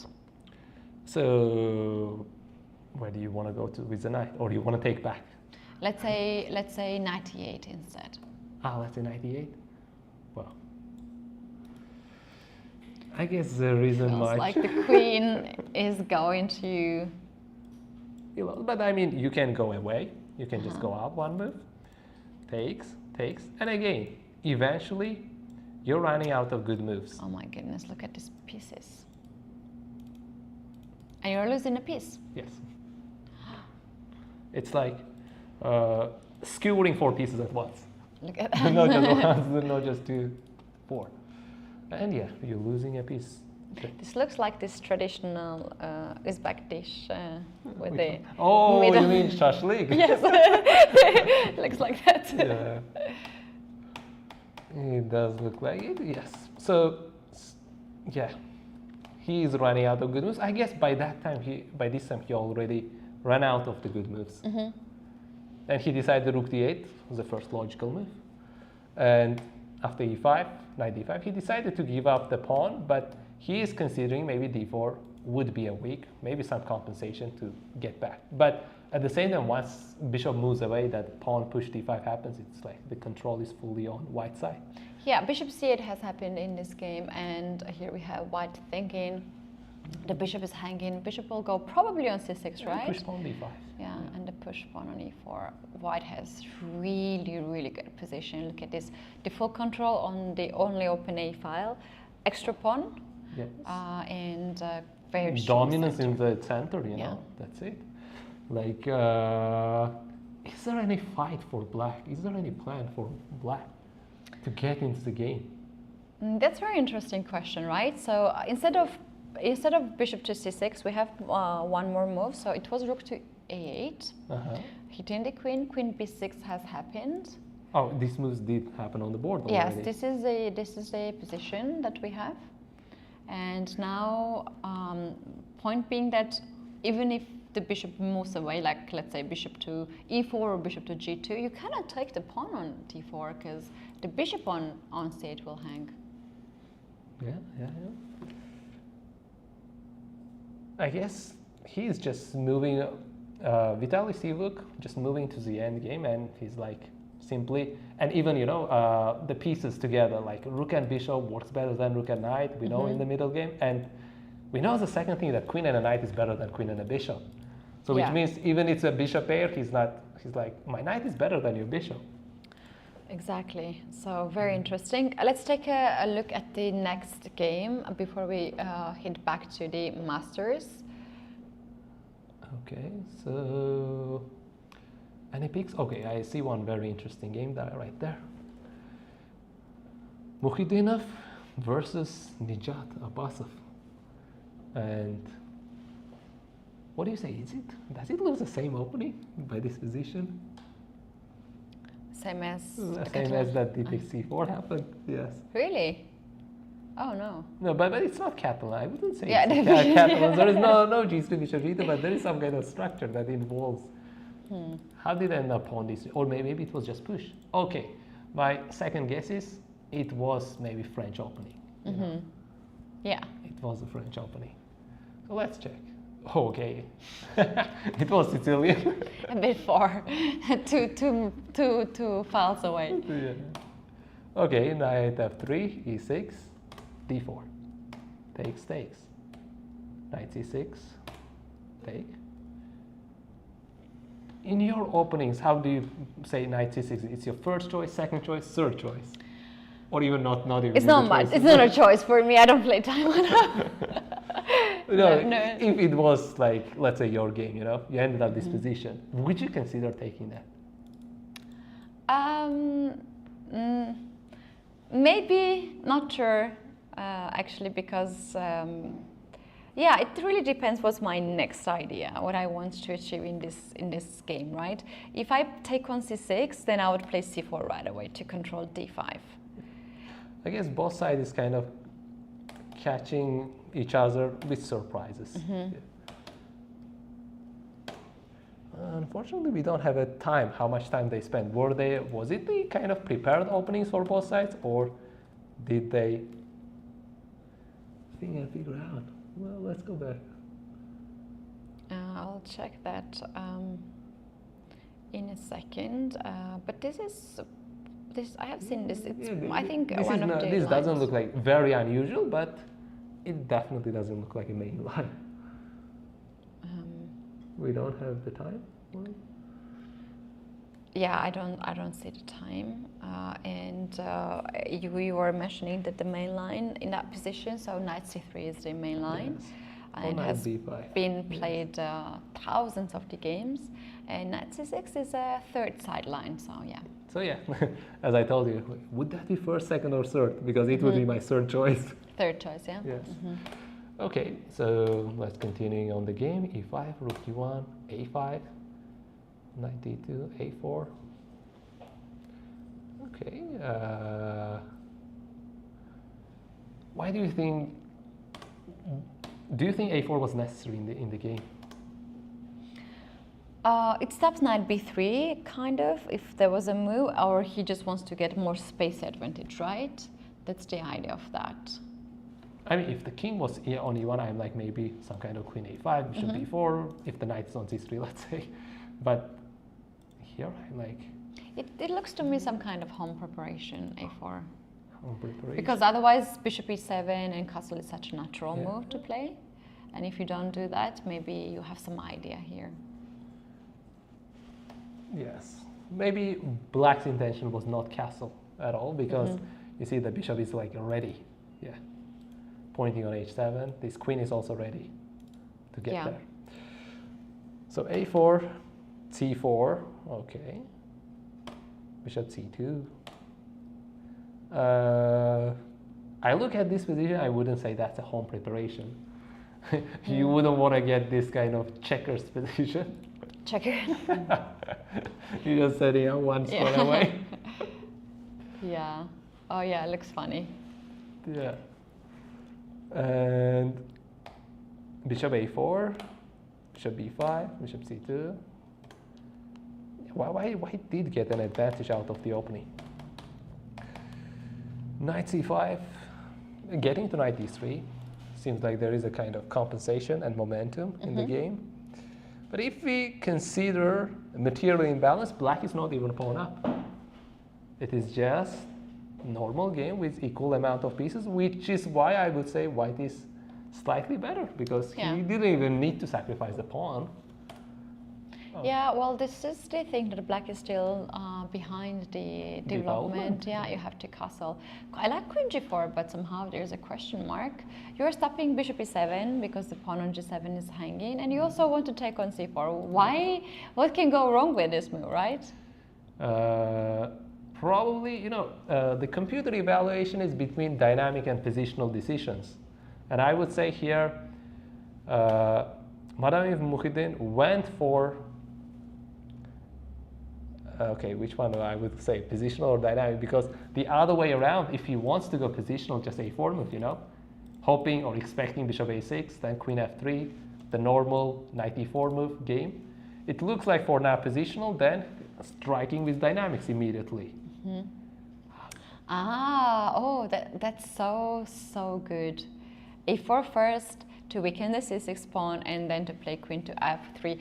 Actually, I don't know if that was a case in this game, but like sometimes when I'm thinking too much and I have an idea, I'm forgetting or I'm mixing up the move order and I play the second move first. That does happen. It yes. happens, yeah, it happens. a lot. And once I even made an illegal move. Like, I wanted first to play queen to d8 from c8 with black, and then queen to h4. And then I played queen c8 to queen h4 directly. From white square to the dark square. This is so embarrassing. Hopefully it wasn't blitz game, you know? It was the World Championship under 16. It was so embarrassing moment. And this happens because of thinking too much. And just also being exhausted, I think that also can be. It was not like at start of the tournament, so basically it was a sequence of a lot of other moves too. I had to play first on the queen side a5 to sacrifice the pawn, then queen d8 to attack the rook, and then to play, and I played all of this in one. And I couldn't wait to end the game. And it was so weird decision. So it happens very often to the players that you have the sequence of the moves and you start it from the second one. What do you say? Recently there was a game, Firuzja versus Abdusattorov. Yes, I know what you mean. What do you think? Did the same thing happen to Firuzja? He wanted to take first the left way and then right way, and then he's like, yeah, I don't care, I just take. Or he just kind of didn't miss that rook e5 move completely. I think he saw it at the beginning of the line when he played, and he played a great game. Like Firuzja played an amazing game, like for the technique he had. And then sometimes you see the lines and you're forgetting the lines. And at this point, I think he was already a bit too relaxed, maybe. He thought that he's winning. And he blundered it. In my opinion, he blundered it. Yeah. He blundered it. He just missed it. Yeah. Because if we look at the move order, if you take with h pawn first, then f pawn next, there is no rook e5 on the board. Yes. And which makes sense taking that pawn. It's not like taking pawn is a mistake. You just take it in the right way. Yeah. So in my mind, what happens to me, and I think it happens to other players too, when you see the line, you see this as first, you see it's winning, and then you are just playing it very fast. You don't double check it. So that's my I don't know, what do you think? So, I mean, he's over 2,700. He performed 3,000, like, his performance rating was 3,000 in the qualifiers, And him missing this move looks like very surprising. Yeah, I mean, I would agree with your relaxed point, but my another guess or my hypothesis was like, he maybe did consider boss taking, and then there was no rook e5 move. And then once he took his f pawn and he sees rook e5 move, like, wait a sec, wasn't there rook e5 move at all? And then he's like, notice, oh, I took this f pawn instead of h pawn, you know? Oh my goodness, there was I don't know, it was such a, and also one of the last games, right? Because of that game, it was the whole situation of the tournament got changed. The whole lineup of the winners got changed. And you guys, if you have no idea what we're talking about, you have to check it out. I think this video is everywhere in social media. If you follow chess on Instagram or on Facebook or YouTube, TikTok, the video is everywhere. This happened recently at the World Team Rapid and Blitz Chess Championships just a few days before. And the point being that even at the super top grandmasters might blunder or just play different move orders, and that's possibility. And that's why chess is so interesting game, that you can still fight until the very end, even in a losing position. While we're talking about this, I saw a brilliant move played in the game of Jan Nepomniachtchi and Vachier-Lagrave. Let's quickly finish this game, we'll jump into that. Let's do that. So queen g4, kind of mistake. Okay, h5, queen f4, bishop e7. Seemingly, I would say this is more dynamic than the previous one. It looked to me more positional earlier. I mean, by positional, what I mean is you're the one who is playing, and there are no counterattacks. You know, it's like you kind of dynamic. You're playing open game. And why positional? Because you're cutting opponents' good moves out. Yeah. So, okay, in the game, we went queen g4, h5, knight e4, knight to d3, takes. This is how the pawn got in here. That's how the pawn Yeah, got, this was the road for the pawn. So, b3, okay. Rook a7, okay, the computer's evaluating it as a mistake. And the right move is, there are several. There just even castle was suggested by a computer as a top line, but I'm kind of confused. Should you castle? No. Nope. But the good thing is there is no light squared bishop, so maybe you can comfortably. It just looks wrong, you It know? looks wrong, yeah, I know. Yeah, maybe even castle, just these simple ideas here and knight f6, you know, get into here. Yeah, so I guess the evaluation by Nijat Abbas was the same, like castle, yeah, I'm kind of not gonna do castle, although computers like castle is the best and go for it. So the other good moves were like queen d5 and c5, but we can see why he did rook a7. He wants to get his rook into the action. He wants to get it on the d file. a4, bishop went back, bishop, oh, okay. Maybe why it ended up being a mistake is because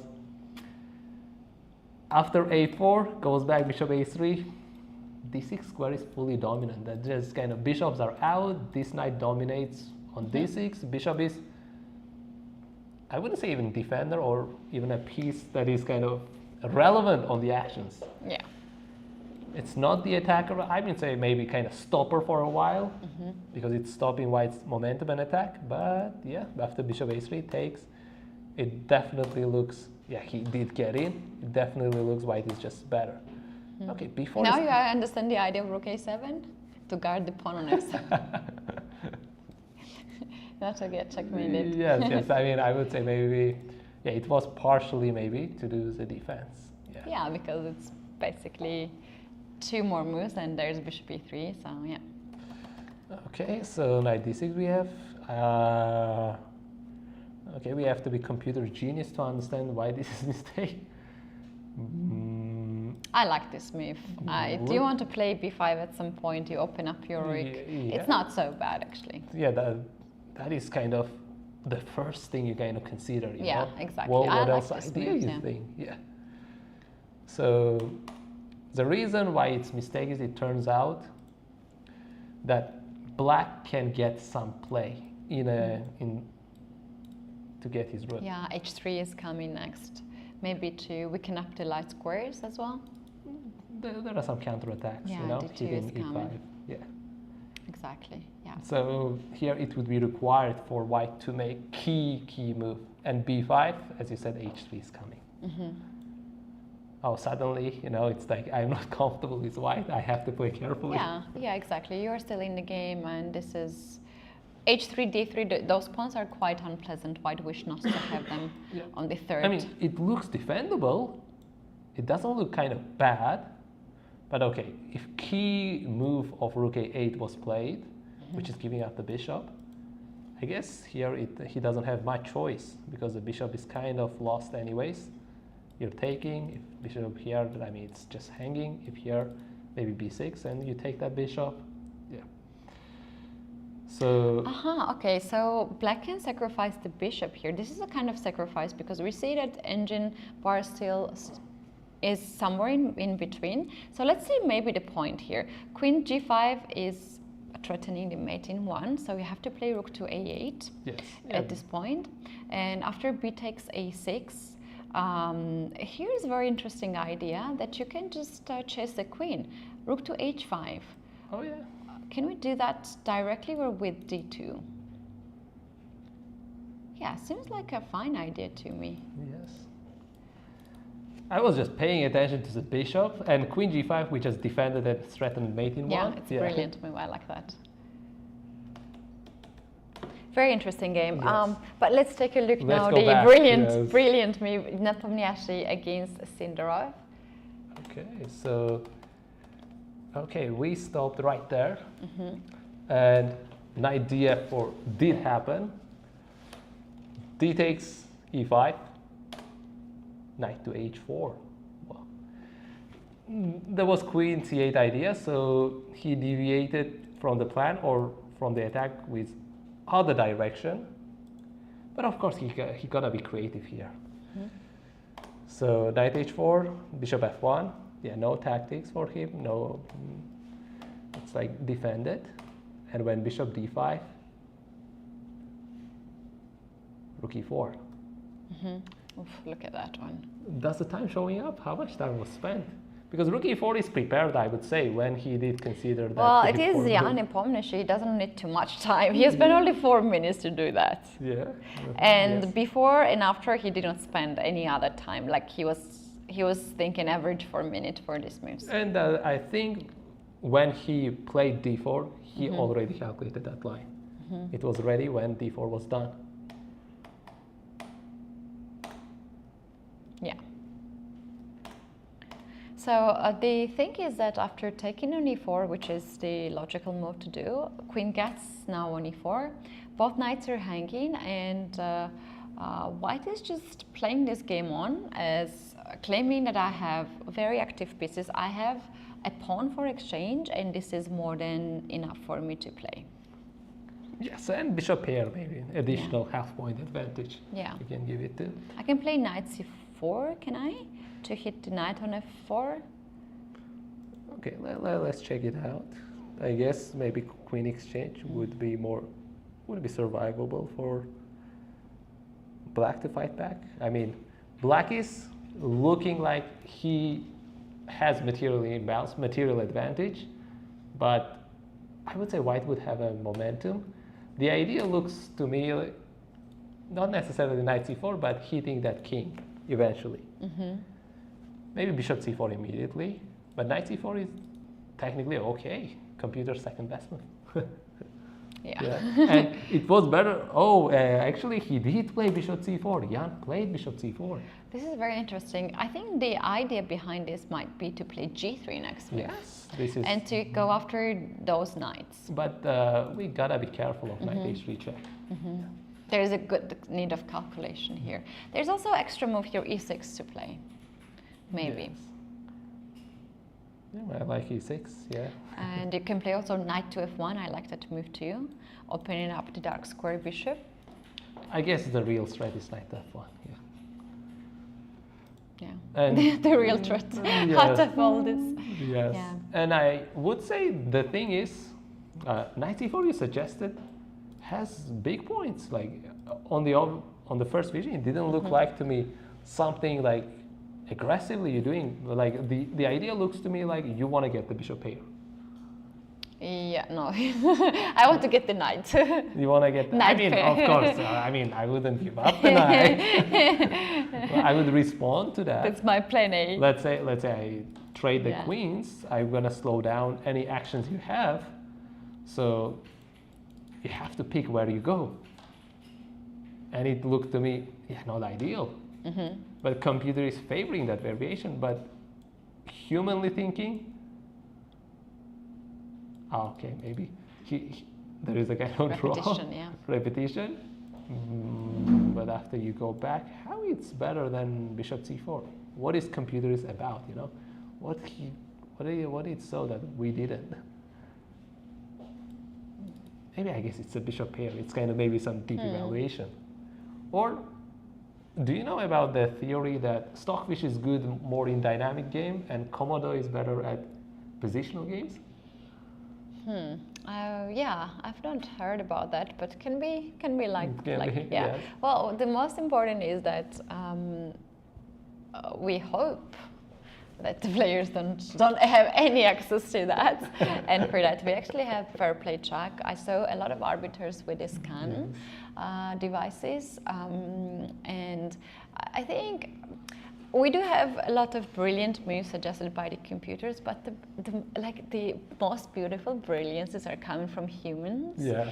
And all these ideas that they are doing, and I don't know, all these blunders are also, it's kind of like beauty that attracts a lot of fans that are following chess. So very often you see the position, you have one-sided evaluation and you come back at home, you check position, it says equal, but it's not really equal. It doesn't really feel to be equal in that position. Okay, this might be the long game on, but we know surely that Arjun had a big advantage because of the opening choices. What happened?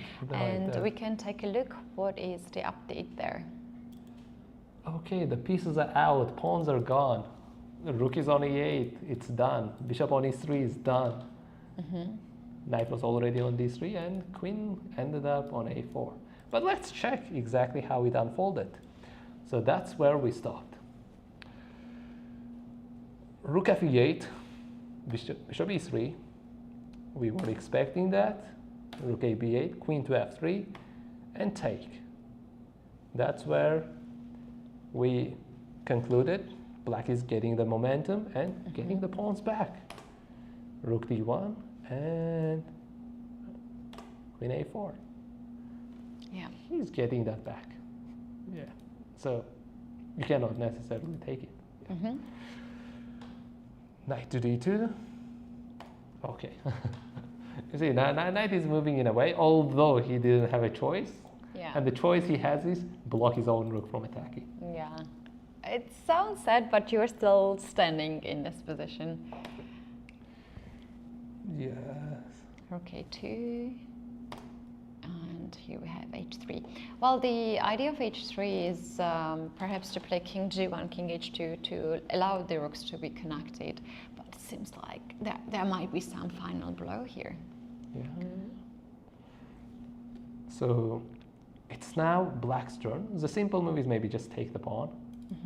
Simple move. But the more... Okay, the thing is the idea behind this is maybe there is a sacrifice on here. Let's say king to g1, you want to get out, take. You cannot take with a queen. It has to be, it has to protect, and after take, just rook takes d2. The threat is like almost immediate. Check doing nothing. King will King go h8 away. and that's it. Yeah. It's the end of the line. I mean, it looks like you're exposing your king with taking, but king is already safe. I like that. There isn't any single attacker. The bishop is usually attacker, but you're guarding the line, the key line. So... Oh, I like this one, bishop c3. What else would you suggest? It looks like any move would be winning for black for a while. You know, he can make a couple of moves and he would be still ahead. The bishop c3 is like kind of more simple, more clear line. Yeah, we have Arjun and Nodirbek on the camera, and they are both of them at the board very much focused. We can also see the time difference is still on the board, but Arjun has been thinking for a bit. We see Vachier again walking. You know, like you might be walking during your opponent's think, but very often just players just like to, you know, focus on the game. Like all the good ideas that comes to my head is when I'm walking and thinking. Yes. Which is when you're at the chessboard, you are like somehow focused on one particular idea or two, and you are not very creative. In my case, this is how it works. And when I'm standing and walking, together with this, physical activity, my brain is more active. I have more ideas. With activity, you're kind of making your blood movement more faster. Yes, there is an oxygen for the brain as well to think faster. And there were some tournaments that I walk so much that I get tired, and I was sitting down and like, man, I walked so much. And I really, really love to have the playing venue when you can, walk a little bit. Here in this playing venue, even though we have 3 events together in one space, there is plenty of room, as we can see, that players can freely walk, not to bother each other. And also, this is a huge area which is for the chess tournament. Almost like I think half the hotel is occupied by the chess players, and I'm sure they also have some kind of refreshment area where they can. Yes, we do have a fun zone actually. Oh yeah, fun zone, yeah. Yeah, probably there are some chess. Chess is where you can play chess. There are free food and everything offered. Free food? Yes. And you can watch games live without 15-minute delay. You know? I skipped lunch today and everything looks like a food to me, so it's a tough topic at this point, but I'm gonna catch up later on. I see Arjun is walking in the venue. He has left the board. He made the move. Rook A1. Okay. So Arjun is just keeping the game stable. Yeah. There is nothing much to respond. I mean, he's not letting King G1 even happen. The thing is, Bishop C3 did let King G1 happen, you know? With Rook A1, even King G1 is not on the board, so... It's kind of forcing the trade, is not it? Like, if I take on A1, I take it back. I mean, do you want to lose H1 Rook, you know? So I don't think taking A1 is... Then what else I can do here? The thing is, there is an in-between move you can do, that is knight to B3. The thing is, knight looks exposed, but it's indirectly protected, which means in case of take, you take back. And in case of he takes, you take the rook. But it's not it losing the piece. No, it's not losing the piece. It's kind of indirectly protected. Oh, nice, nice. That's the only move I can play here. I'm sure Nodirbek will make that move. Because there's no other choice here for fight, right? Can I play King G2? That's possible as well, but you're... Knight F4. Yes, you're just And putting King yourself F1. under. Oh no, I can't. Oh no. You making the protection go away. If you go back, yeah, one move forward and that. I would say maybe he has to play here, or I mean, after giving up the rook, there is not much point, not much hope. So I would say maybe his only response is knight to b3. Yeah, and let's see how we're going with other games. And Parham Maksudlu versus Richard Rappert. So G4 did happen on the board. Rook C8, H5. Oh, not H5. Wait, say it was G5. Okay. Knight going there. Take. Queen D2.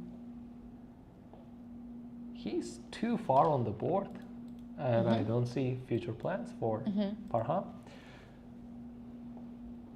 Knight D7, Knight to D5. Yeah, he's simplifying, going to the end game. Bishop D5. Yeah, in these structures we know kind of the role of the knight, and especially on Marozzi system, that knight simply dominates this like square bishop. Yeah. It's still not a fully Marozzi system, so white is still playing E6. Okay. There is no concern of D6 for a while, so. But E6 wouldn't be my first choice or second choice. I would consider of how I'm exposing D6 pawn and how fast I am in the attack. Positionally, it doesn't seem fitting to me. I would evaluate it as a dubious move. Yeah. What is the idea behind this one? Is he going to play D5 next move, or? Let's see, because the game happened. There was moves in the game. Oh, okay, I see the move. Bishop D3 and F5. Okay, this is so Richard. This is so Richard Rappert. Yeah, you know, you think like a ordinary way, and then it's Richard who thinks extraordinary way, and that was his idea, 6 and F5. Yeah, I kind of like it. He's not slow. He's kind of, I want to get things kind of more dynamic. His king is kind of out, so maybe I will use that, you know. Well, point being that if you take on F5, I will take with the rook, and you have the backward pawn on F3, and this is my target. If you don't take, that happened in the game, we can see that he took the pawn on E4, and then the rook is active now on the F file.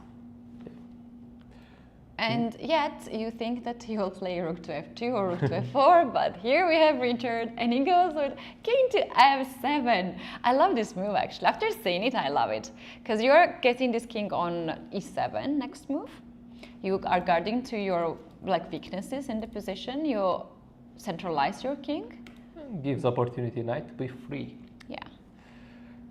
And yeah, Rook f2 is immediately bad, by the way. It's kind of a blunder, because after king e3, you're suddenly in the double attack. Yeah. But it's interesting decisions by Rappert, which is getting these two pawns, letting that bishop be hitting his weakness and letting that d6 pawn on the board. He's going for double edge game. Yeah, exactly. But this is, I think it has life, this position, rather than the current position without a6 and f5, because basically Black had not that much of clear plan to me how to continue to play, but this one seems like more lively to me. He has to figure out how to get the knight into the game. Yeah, exactly. I think he has already some ideas in mind. Rook d2, rook c5, and we did see the exchange, and he did get the knight into the game. Knight h5. And c3. Yeah.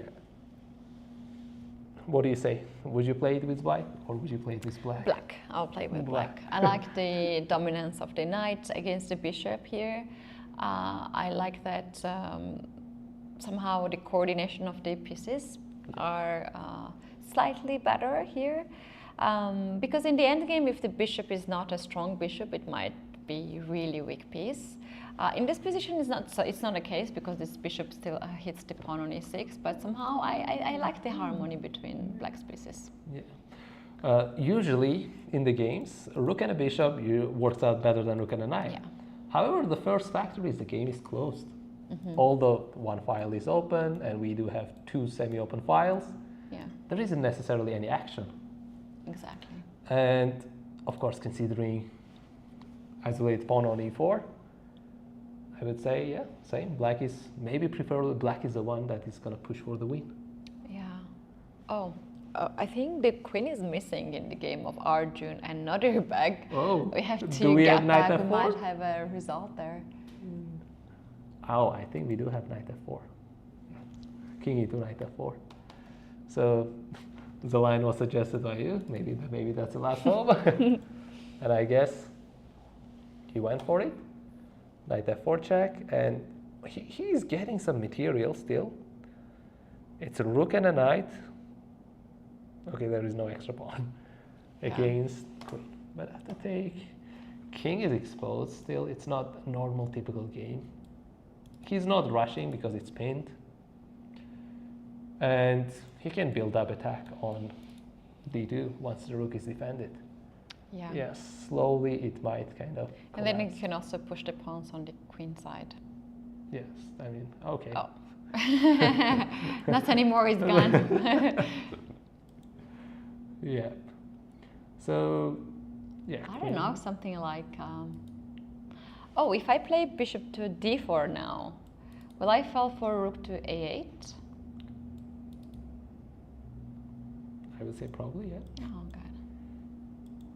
You can just lose the game. No, not necessarily, you just kind of go survive because there is a pin still on the board, so you're not going to lose.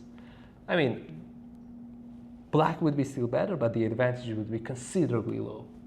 Exactly. It's just queen against rook and a knight. There is no momentum, there is no initiative, there is no king weakness technically. The king is kind of, in the end game, you want your king to be more in the middle of the board. And the king is on e2, not chilling on the other way. Exactly. In the game, actually, after rook to a7, Arjun played queen to g5. You might think that this queen will like move away from the diagonal, but no, he keeps the queen on g5. This is such a nice move. I like this move. I mean, he's threatening once he takes and queen d8. That's what his idea. Ah, sneaky. Look at that. You also want to take the pawn on g2. You also want to give a check maybe on b5. Or you want to, oh wow, bishop d2 is a move. So, Oh, okay, there's also this idea, if you pass the move here, bishop d2, rook to e3, and queen g2, somewhere like that. Too many things are hanging. Yeah, it's, close to maybe final point of resigning,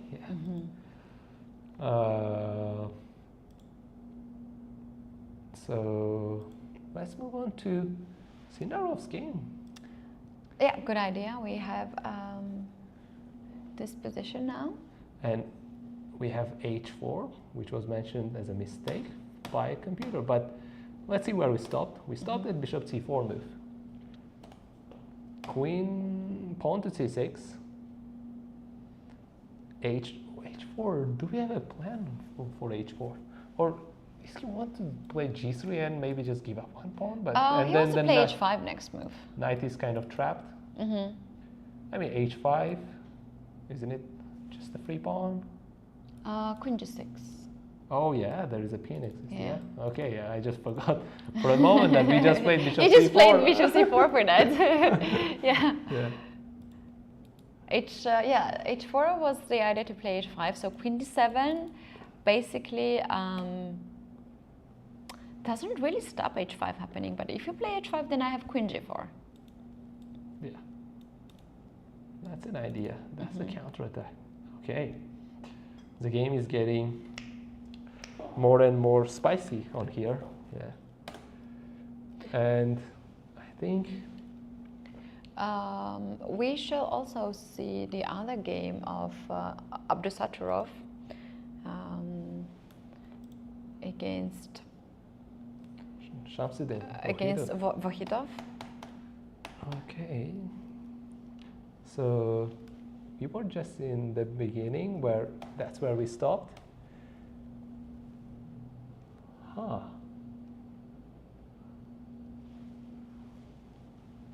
In the beginning there was one interesting move that was kind of missed by Shamsuddin. That's not going knight to d7 but going to knight to d5. Oh wait, what? If I take it? Bishop h3, rook e2. Oh no. There is a kind of king is exposed, I said. Of course, this is a bit more dynamic, but I don't know, black has kind of chances to go for it. Yeah, I like this move. Looks kind of wild to me, and I guess you have to take that decision. But okay, so the game turned out to be 97, bishop d2, f5. Oh. Just one move ago, actually, like this part we didn't see. I tried to remember because structure looks similar, but it turns out Abdusaturov decided to go bishop f3 instead of e5. That's where we thought it's a kind of theory, and the game was played like that online before. But bishop f3, which allowed that knight d5 opportunity. So knight d7 is kind of, I would say, still good, positionally ideal decision. If knight d5 didn't exist, definitely knight d7 would be a first choice. f5, e5, knight jumping to a4, bishop going back, exchange.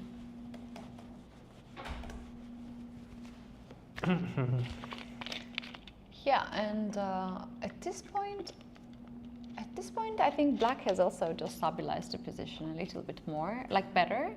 This pawn looks to me They're good, not you know? moving. They're like really strong, but they're not moving. And then next move, he played bishop to f7. He decided to get the knight on e6 to blockade the pawn.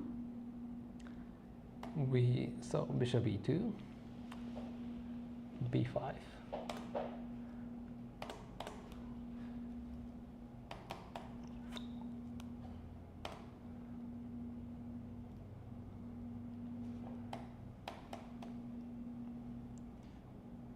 Interesting move sequences, and the thing is, I was telling you these pawns looked good, but what happened in the game is there was an opportunity to get rid out of this what we call structure, strands, because after knight c5, rook d8, rook g1, take, there was a chance to push for g5. Oh. Wow, Looks I would risky. definitely do that. I Looks don't have risky. I don't have a nerves to play against this pawn structure. I don't like to play against guarded pass pawn because in the end game it can be a big advantage. Although, I mean, you're exposing your king, by the way. The rooks are still on the board. Rook g1, come and attack. The thing is, king h down, and once that takes happen, you can just take. Yeah. Well, if you see this far, obviously you can go for it. But yeah, I agree with this situation that you don't play moves like g5 when all the heavy pieces are still on the board. But at the end of the day, you can protect those pawns, you know. Let's say for if me, bishop d3, bishop g6. I would think instead of that, maybe knight d3 is the move that I would be. Knight d3 moves the knight away, giving the square knight to e6 for black. Yeah. Defend it. And of course, this is a steady structure. However, these pawns, we don't see that kind of hanging pawns on G, F and G. It's usually on C and E, but these are kind of can be turned into backwards pawn. They are somehow a little bit of weakness. And the plan is to hit those pawns, knight to e1 to f3, and the protection can be done with king h6, but yeah. Well, we do have a bit of updates in this game. Let's take a look before we take our break, and also the games will just reach to the time pressure, so we're going to have a lot of fun with that.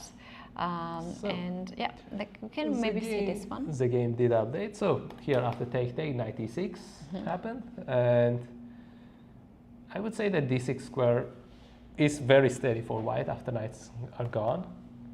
Rook gets to d6, bishop d5.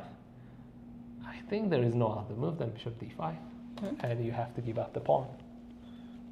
Then after take, rook c8, c3, and what do you say? Should he defend that pawn? I say that black has a lot of struggles here in this position to play against. White's very active pieces, the pawn on e5. A4. Goes for changes, yeah. Black's idea is interesting because he wants to be active, you know. He wants to give up a second pawn. And his idea is once rook takes b5, it's taking, once takes, getting to here, going against f4. Yeah. Once f4 drops, e5 drops. Yeah, I like that idea. Yeah, I like that idea. I was also thinking maybe somewhere to push a3 to get the queen also in the game, but I think this idea is much better. If takes a3, yeah, maybe. You mean if takes a3? Yeah. Okay. You can also do that, but we can agree that white is having the full control over on this board and in this game. Do we have a result? We do have a result. I see that Arjun and Nodirbek are setting up the board.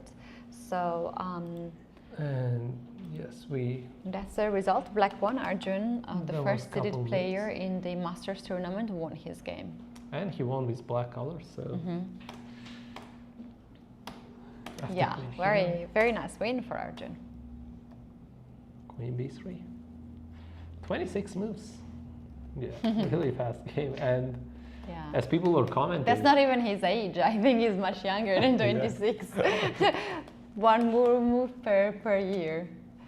Oh yeah, that's really nice game.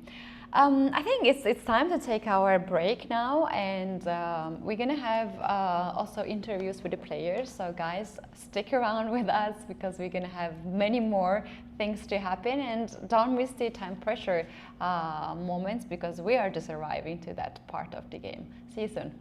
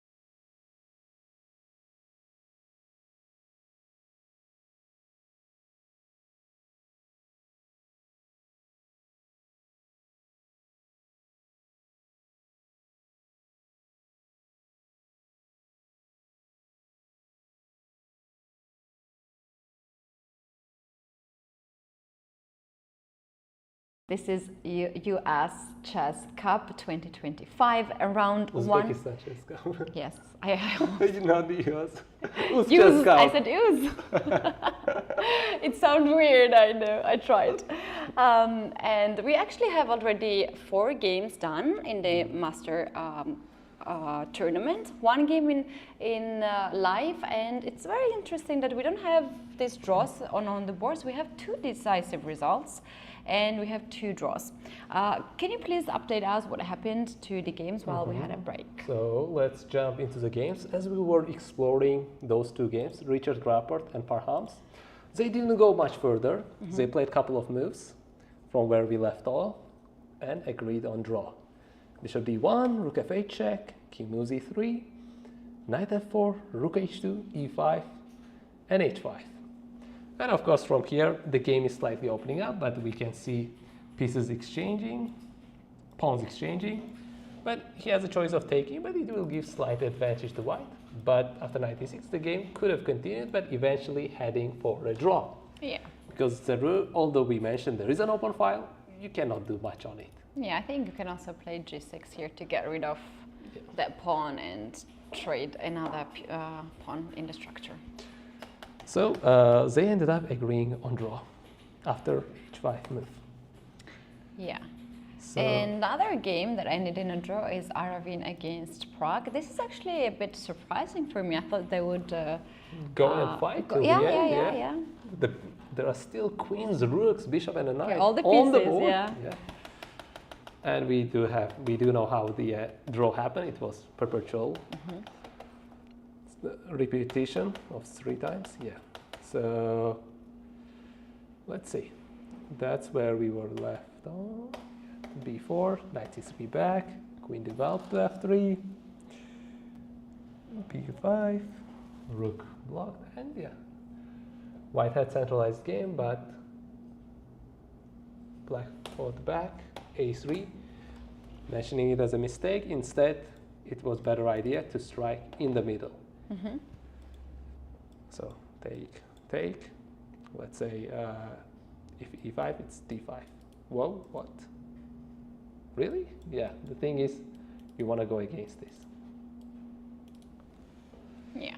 But, of course, the game turned out a little bit different. a3 takes bishop d4. Okay. An interesting idea. I'm like giving up your bishop pair. Giving it back, technically. It's not giving up. Okay, takes, b6. This looks nice to me until b6 move, but b6, well, what do you say? It's necessary to push b6 or just go? I like b6 actually, because it kind of weakens the pawn structure for black. So then black has to look after d6 pawn. So the thing is, it's already opposite colored bishop, you see, and I'm not implying there is a draw because come on, all the pieces on the board. But what I'm implying is, if white just remaneuvers, he's ahead in the attack. You know? And this rook is not doing much, and this bishop wouldn't be helpful either. So he would have some head yeah, I like start this idea, queen d1, rook g3, actually, to go for to try. Maybe there is not much, but like you can obviously try there. But Arvin's idea was to just simplify a little bit. Yes. Yeah. Because that taking is bad, obviously. Yeah. So rook e6, guarding the pawn. Rook e3, okay, guarding the knight so that the queen can get out. But in knight e8, we see. I like white's position better. Black is trying to survive, trying to neutralize white's effort. We do see take, and that's where we saw the repetition starting. Yeah. Queen here, rook here, and we have... Yeah, I think it's a fair result in the end, as black actually is also quite fine here. Yeah, after, bishop c6 is coming. After c file is open, bishop gets on c6, the pawn on e4 will be also trodden. So that's a fair point. Yes, his pieces are active, and I think on the time as well, it's like 7 minutes for Arjun and 12 minutes for Pragg, which means he's far away from move 40. So he decided, yeah, it would be wise to just repeat the moves and get the draw without a risk. It's not Yeah, like not a heavy start for the tournament, right? You don't necessarily need to. You're not in must-win situation at the beginning, and these players. I just had an interview later on. We're gonna see, and we talked earlier that a lot of players are coming from London here right away, and Arjun actually mentioned in the interview that. He didn't have a good sleep after the travel, so for him it was very important to win with the black pieces. But I'm sure for some of the players to make a draw also as a start and to settle here and to adjust the new place would be also just fine result. Yeah, I mean, interesting statement by Arjun, because he's saying he needs a win with black color.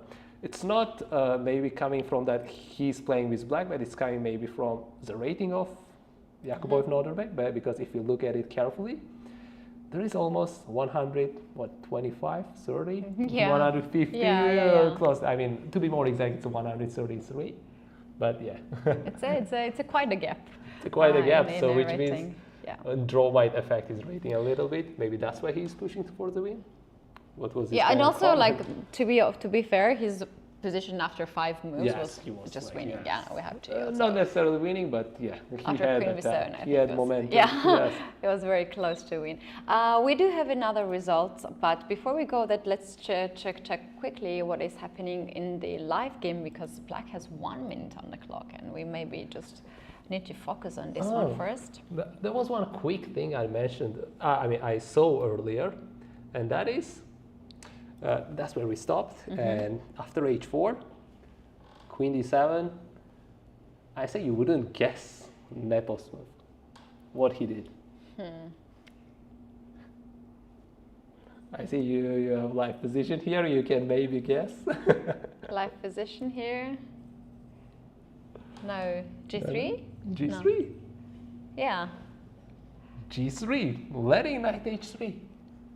Yeah, that's a bit of a mysterious move, right? After knight h3, it's a pure calculation, right? He wants to take on g6, or But computer is Aye. talking me to say it's a blunder. blunder. Because we did notice it was a blunder, you know, a couple of moves ago, but did something change here? Okay, let's see. In the game, what happened? Knight d5. What happens after 95. knight to h3? I'm not sure it's like, for me, like obvious, okay, you take, like what in depth there is, like, you're hitting queen the h queen h3 is the move. Like after queen g6. He blundered me. Yeah, queen h3, and there's a checkmate on the back rank. I see. So, you mean he blundered the checkmate? Nepo? No, I think Nepo would be able to see that queen h3 is 2 moves away. Yeah. It's not like he misses 2 moves, you know? And considering he has like, at that time probably he had more than 20 minutes. Yeah. He missing this. Okay, there was more smart move there after knight h3 to play king f1. So King there's F1. no, there's maybe it was his calculation to play king f1. Yes. And Maybe.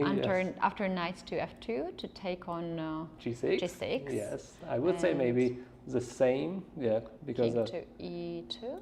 and here maybe he thought he has 2 pieces for a rook, and he can go on. But as we can see from evil bar, even just rook a8 is good enough for.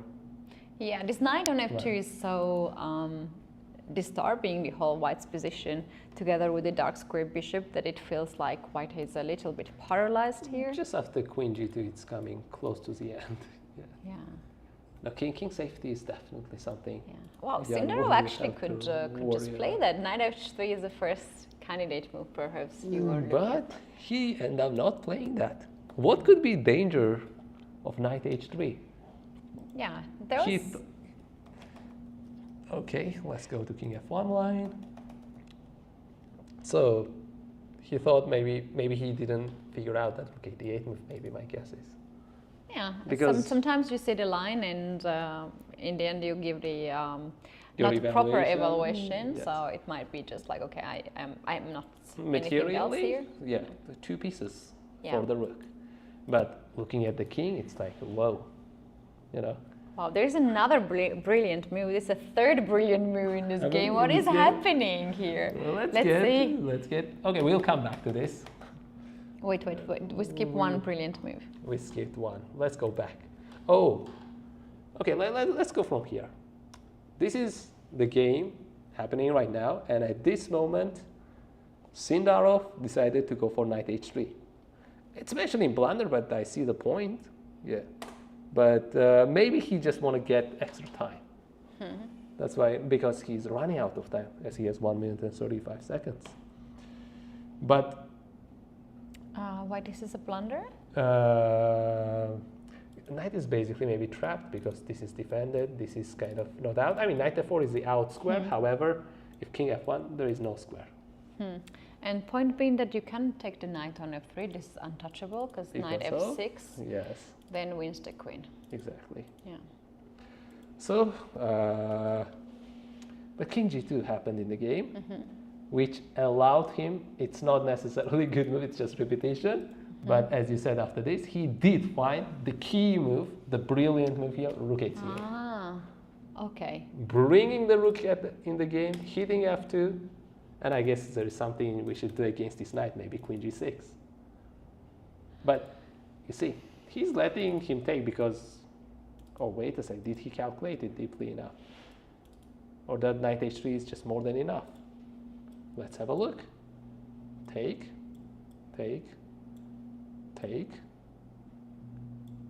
2 pieces. So bishop and the 2 pawns, all the material looks solid, but since queen is on the board, king is not very solid in this position. Yes, and I think this plan would win to the game. So queen b6 is simply not takeable. But okay, well, oh, knight h2. Knight h2, yeah, that's a nice move. Hitting the queen. Will he be able to find? I mean, it's a simple puzzle, like puzzle situation. Check, check, and mate. Check. Wait, what? Check. But there is knight f2. Yeah, I mean, if check, if king takes, it's queen e2 and mate. Ah, okay, okay. Yes. But if takes, if knight takes, it's queen g3. And right now, pick where you go. I take your knight. Yeah. That sounds good, actually. And so bishop f2 is the move that we would expect here to be played.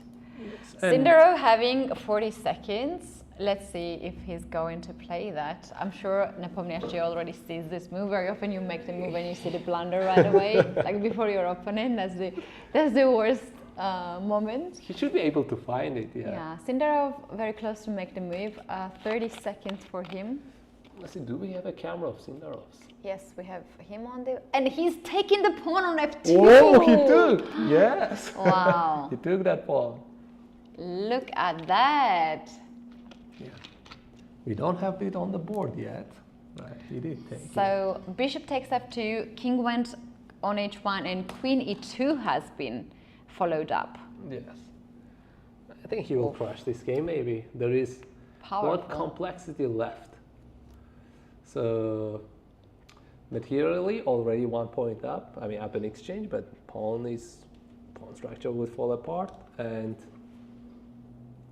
yeah, I think he did the move that is necessary right now. Yeah, he's in. This is the open fight, you know, like he's ready for it. The thing is, he's strong. He should be able to calculate this move, and that's what he was calculating. I'd say, yeah. Going to actually him responding to king h1, and here is the only move that would kind of hold the advantage is queen e2 move, and once you lose that knight, you give up the knight, you get into his rook c2. And then bishop moves away, and you are basically it's checkmating. G2 and H2 checkmate, yeah, either way. I mean, you can just move Very away powerful. with taking pawn. And yeah, he did the move by on time. What body language of Nepomniachtchi tells you? I mean, it's covered, definitely. It's not comfortable. He's kind of struggling.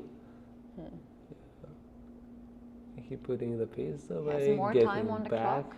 Yeah, he's realizing actually maybe it's his final chance to do something, some blow. He knows he's worse. He's Yeah. calculating one line, he's calculating another line. He's like, maybe some of his calculations didn't go wrong, or he's like, how did I miss that? You know? Yeah. He's in brain, how did I miss Like that? when the things went wrong, right? You had extra pawn here. Currently, we do have queen on e2, right? It's yeah, queen. Yes. Queen e2. This is queen e2 is the current position. And I'm actually thinking 3 minutes. Maybe he confused earlier position with rook being on a8, not c8, you know? And that rook c8, as we saw, was a brilliant move in the game. Yeah, sometimes you're just accepting the fact that there will be a repetition, and when your opponent deviates the repetition, you are not comfortable with that. So You psychologically get them into that state, you know, so that they kind of feel a bit relaxed, so that then you can kind of come back more all right. cautious. So after queen to e2, we do have a move. And Knight takes, knight okay. takes e2 and rook to f1. I guess even the just queen g3 looks good. Yeah, just taking the pawn, saving the knight. But what happens after e6 there? Can we do that? Okay, let's check. Take. Push E6. pawn e6. Rook getting into the... But you're letting that f7, look at that. Oh my goodness, can I take it somehow? Queen. Well, let's go with the queen. King to h8, whoa. No, I this guess is brutal. strategic way would be ideal, but the thing is after take You here, don't have a check. you don't have Yeah. a check anymore. You're winning. Oh my goodness, look That's at that. one way. And another way is even more beautiful. Go rook c1, Oh yeah, I like that. knight e2. Oh wow, beautiful. We do have a queen e2 on the board. Queen went to e2. Okay, so let's see. Oh, queen went to e2. Okay, I mean, still rook f4, rook c1 check, and you get that piece back. If g takes f4, I guess rook c2 we can expect anytime. And And you just cannot save the game. yes, Knight has no square to go. he went simple, I would say. Yeah, he's in control, and he feels like. Yeah, you can't really calculate this crazy king h8 line when you have 30 seconds on the Oh, clock. yes, yeah. You cannot do that. But rook c1 is kind of more manageable, you know, to see. But at the end of the day, you know, in winning game, any kind of move could be winning. But still, you're giving up the rook, right? 92 and maybe e6 again. Like, you have so many maybes when you place with the Yes. second on the clock. So let's see how it turned out. So rook f1 was played on the board. Queen e2, and this is currently the position. Napominashi again in his thoughts. He knows that. He knows that it's a really bad position for him. He has more time. That's why he's using this moment. Sindaro knows that he is winning. But here is the thing, like you need to be ready for any move. You know, here. the confidence moment is kind of when you open the bottle and sip the water, which means you're in control. Yeah, you have seconds, but you're still drinking that water. Which means he is confident. Sindaro is confident. He's sure. Yeah, I think so far he has played a brilliant game against the opponent who also played quite beautifully. I mean, he's beating with black as well, so. And this is the final game in the Masters tournament. Shall we quickly have a look at challengers? Is sure we want to leave this? He's thinking. I think he Okay, I'm gonna keep the eye on the video. Keep and you the can, eye. Yeah, you can check. We can quickly check that the results. Yeah, Ivanchuk ended up losing. We knew the game was bad already, but let's see. Muhyiddin Madaminov won with white. We were expecting that game as well, where white had a huge advantage on d6 square. And we had a draw between Tokir Janva, Gulruh Begim, and Jahangir Vakilov. And look at the accuracy. Nine. 99%. It's a one-way ticket to the fair playground to be checked. Yeah. With 99% accuracy, it's both sides. Yeah. Okay. Let's get Nepomniachtchi back. made a move and he That played is queen queen to f3. f3. Okay, rook to c2. Look at that. If you take the queen, I take with the knight. He's safe. And the g3 pawn is hanging. Yeah. Oh, Happen beautiful. exchange. Yeah. He's playing like so accurate moves. I like that. Very clean. No, by now it's calculated. He calculated it when he went for queen e2, I think. Yeah. Or actually, when he went for that bishop f2, that was in his calculation. That's what he was thinking. And yeah, maybe on queen e2 as well, second time. So yeah, it's kind of now the position is more clear. Not a lot of threats on the board that white can do. f7 is like totally safe. There's nothing. e6 doesn't pose any threat or any defenses, counter defenses. He's playing simple, but I would say we would see maybe e6 move somewhere. Yeah, to somehow get the bishop back into the game and connect with the pieces. I like rook to c8 very much because he developed the PC rook, and They're getting it into. he don't really need to c3, give a yeah. check right Yeah. away. Yeah, he wants to Just- get rook to c3, going after the weaknesses. Hitting the pawns.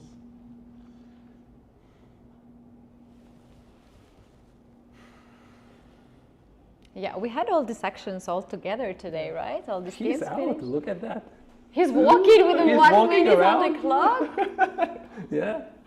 I want to have that level of confidence. Oh, it's a move 40. It's move 40. Oh yeah. Yeah, it's move 40. So he Move saw 40. the extra time on the clock. There is some clocks in the chess tournaments that doesn't really show the time, right? Yes. It has to first be flagged and then it will be edited. I hate that clocks. It's so bad.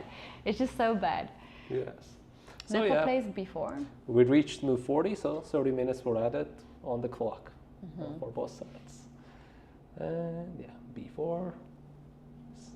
Yeah, most of the games have been decided before 40 moves. We were talking about this at the very beginning, and even here we already know that black has such a big advantage Yes. at this point that for grandmaster like Sindra, not difficult task to convert it.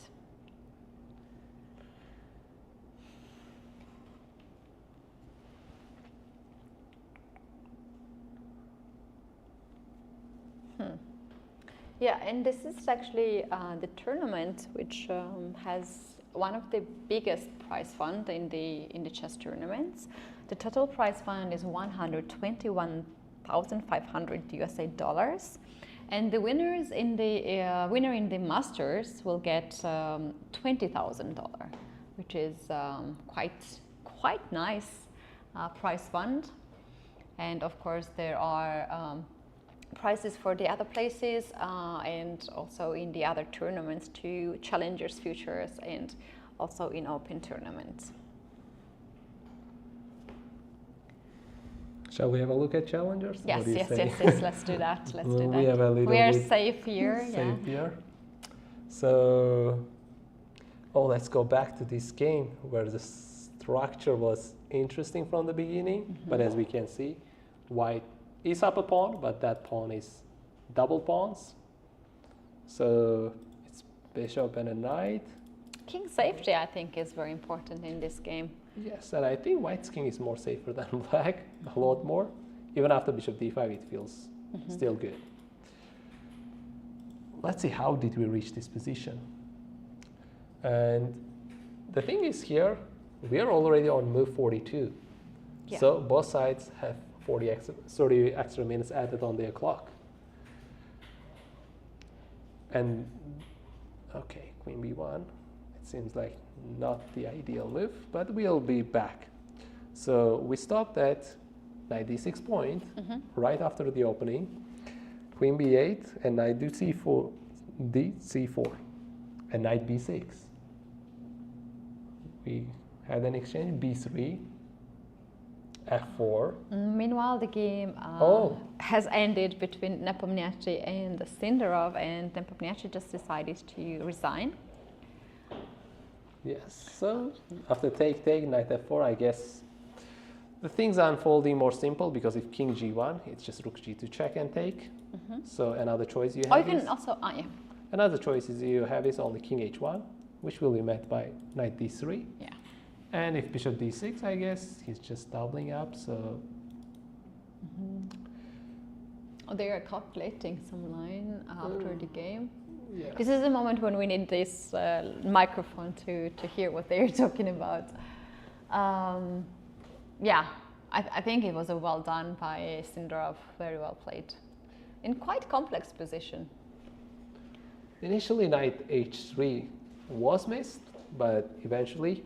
He did it later. He did it later, which was one of the key pieces in the position later. Not necessarily. At that time... It was not not the best, but in the end we saw that this knight actually won the game. Oh, yes. Yeah.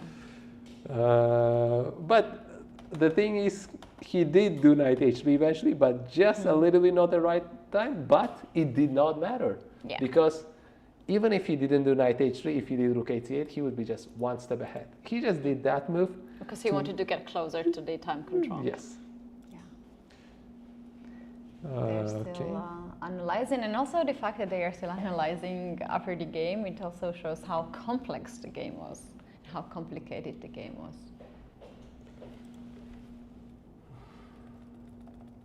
Yeah. Yes. Yeah, I mean, knight h3, he did in the moment where it was kind of two question marks. It's a blunder. Yeah.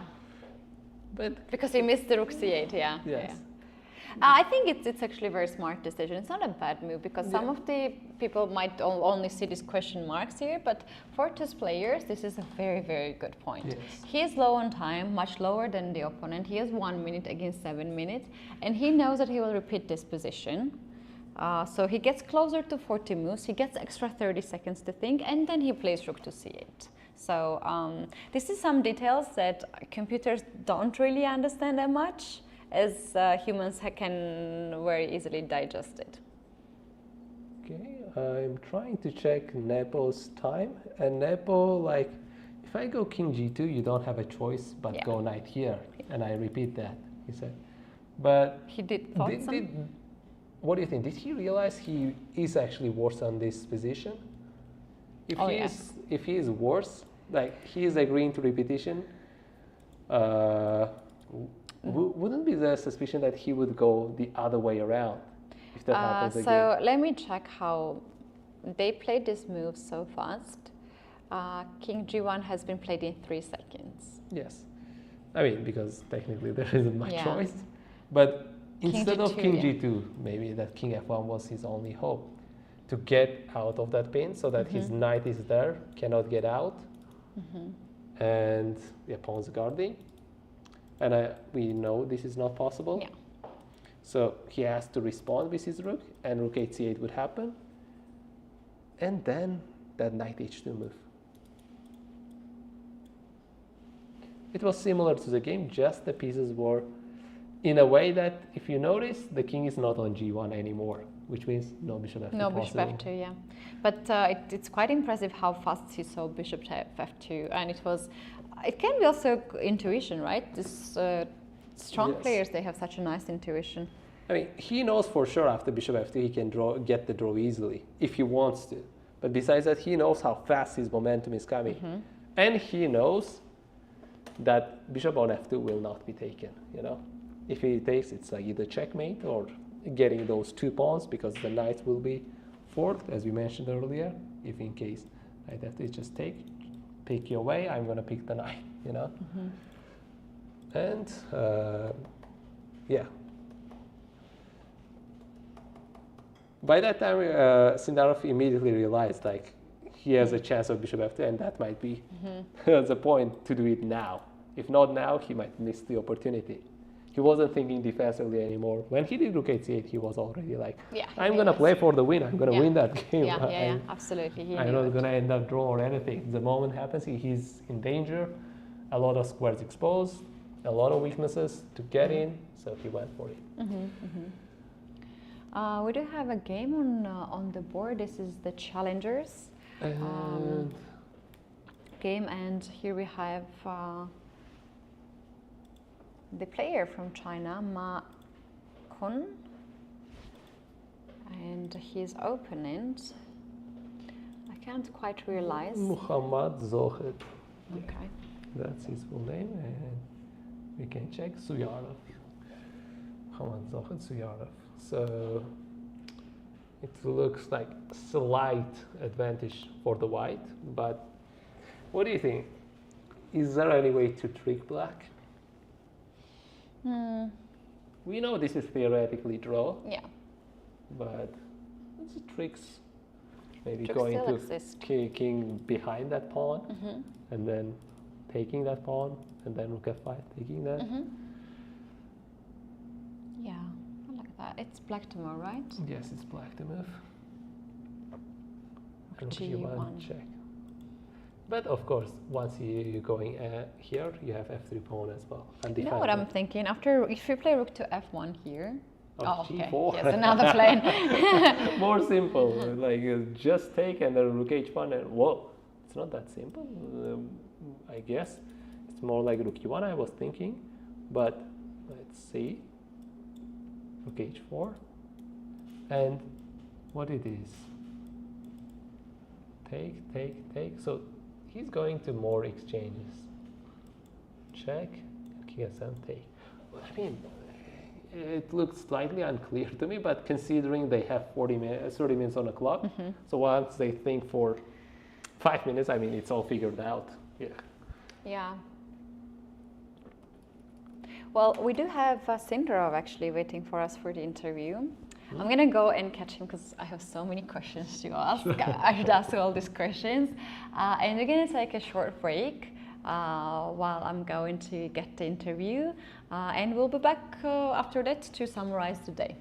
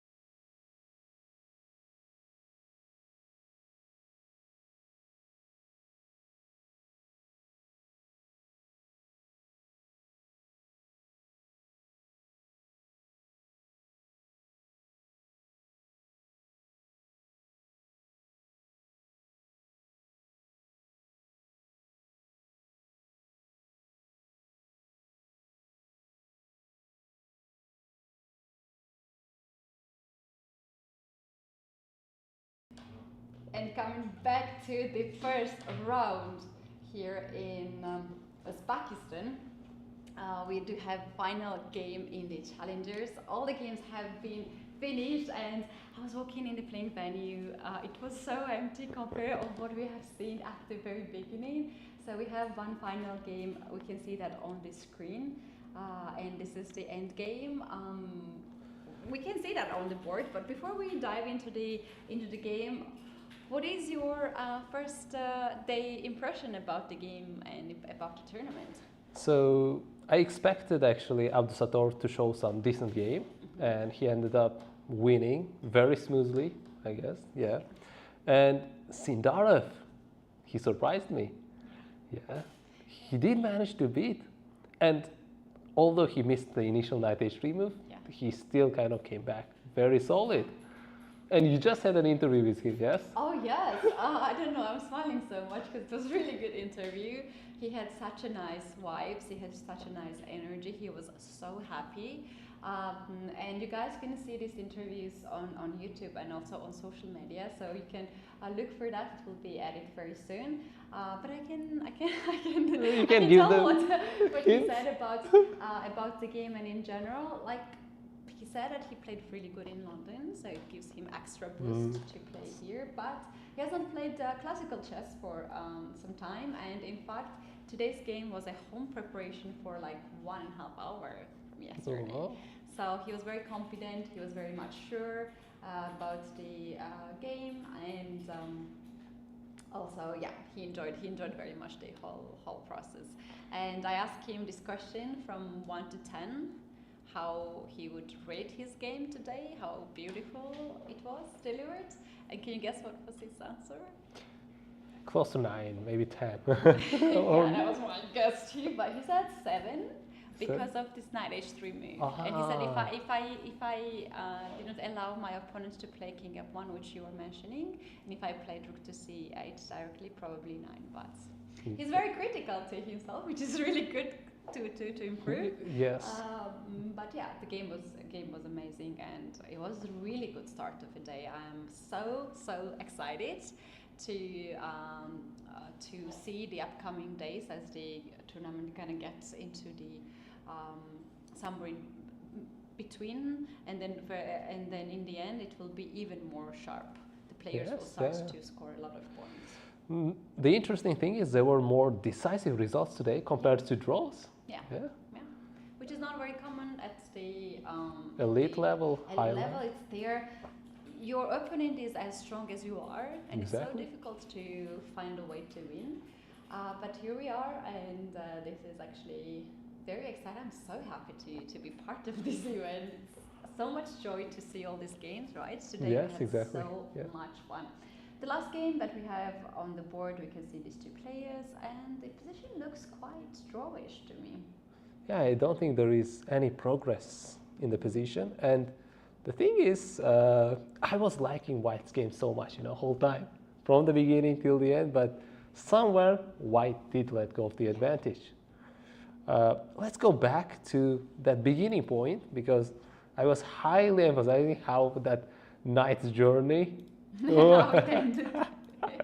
How many moves was that? 1, 2, 3, 4, 5, 6, 7 moves. 7 moves, and out of 17 moves, which means like close to half of your kind of game has been with the knight. And a takes b6, b3, just natural, like defending the pawn. f4, the strike happened. Bishop d8. Okay, knight c4 is mentioning mistake, but it looks to me decent. But maybe first f5. So that he cannot take, maybe. But let's have a look. Knight c4, not necessarily big deal. So bishop c7, I guess, okay. I was expecting f5, and somehow this bishop is got some game after this. Are you more excited to see here f5, f6? Yeah, I was expecting more like don't give any game for black and plan out your strike, at comfort of your time, Yeah. Because it's that much good. Black has nothing, no You know strikes. what? I have a question. If you play a 5 here, Yes. and black decides to, black has to give up the bishop and win the tempo. Can afford to allow you to play. I mean, if you go here, I will be doing you f6. cannot do that with black. So if I take the knight on c4, how would you recapture it back? So my initial kind of point when the pawn was back, you had knight there on d6, b7 looked quite weak. But here, obviously, if I take it, I would allow a4 pawn to be isolated. So I would be going for d takes c4. Yeah. And this is connected, and these are kind of connected on the other side, although double pawn doesn't feel like good.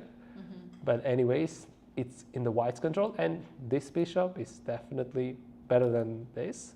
But maybe they're exchanged, but the exchange exposes the king. Not ideal, and it wastes some time. And now my idea would be how to make a use of this bishop and how to organize a strike where I want to strike.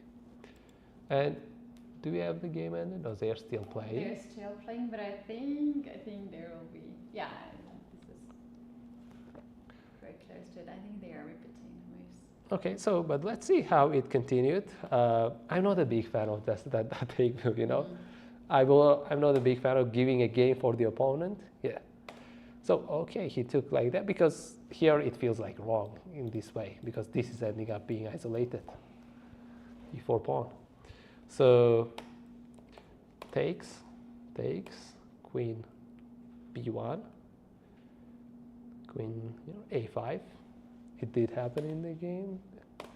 Rook a2, even mistake. So, the way white played for the couple of moves, for the last 5 moves, was not ideal. Even the evil bar, although it's not visible, but it's starting to prefer black's position.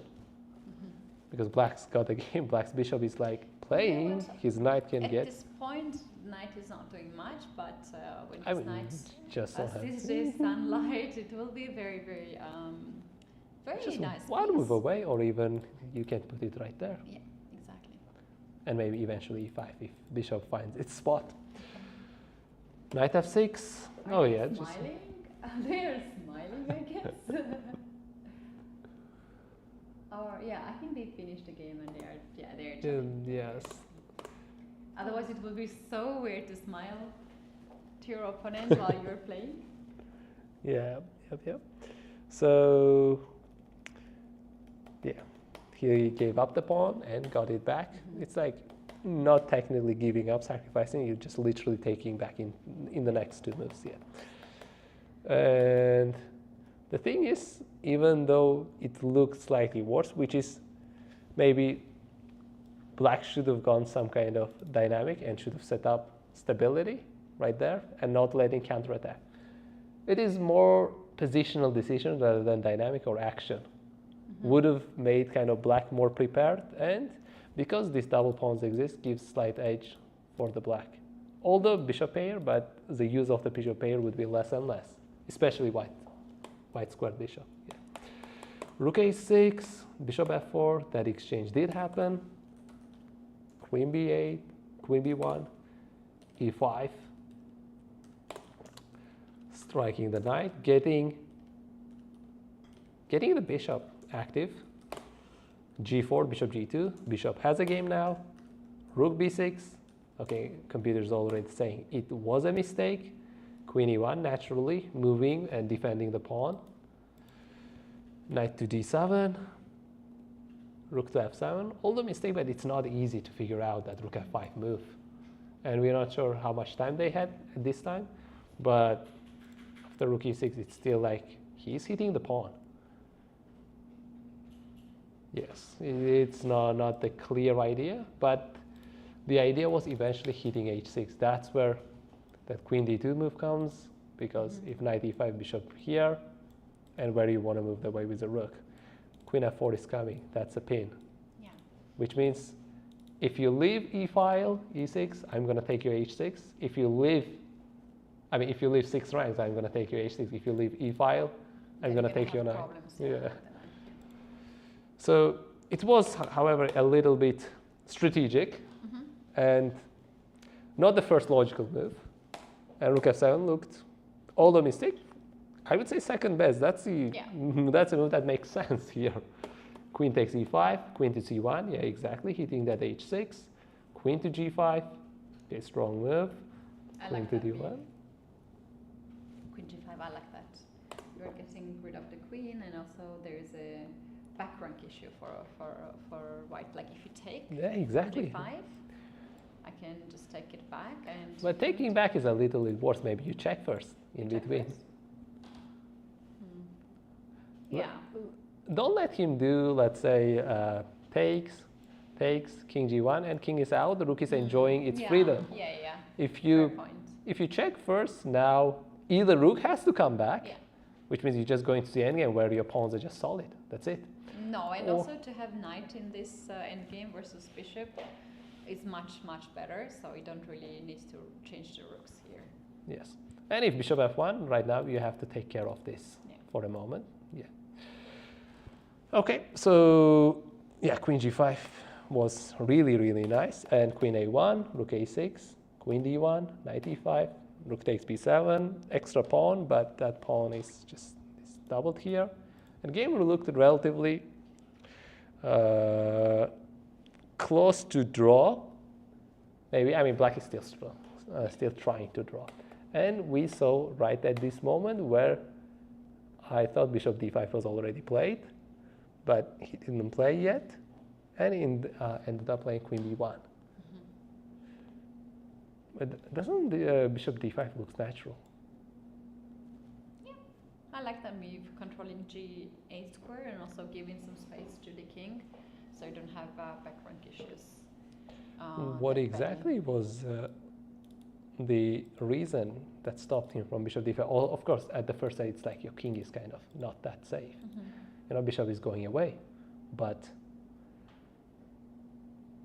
it just makes sense. Yeah, I mean, rook f6. That's computer suggestion, but my rook f6, like, come on, like here, I'm getting that.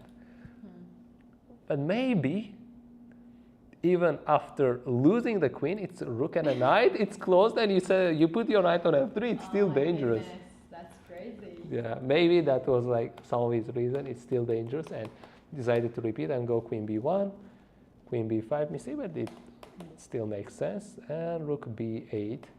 That's where they were close to a draw, because evil bar, where it had slight advantage, ended up going to 0-0. 0-0, and the game also ended. From here on, there's not too much to try I think from none of the sides.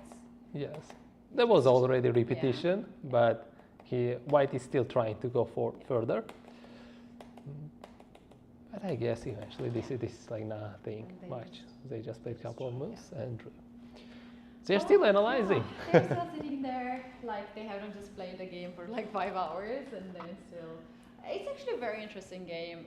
A lot of details, obviously, and white had such a good chances here to score a point. But it might be a good warm-up for the long tournament. 9 rounds ahead of 8 rounds already ahead of us.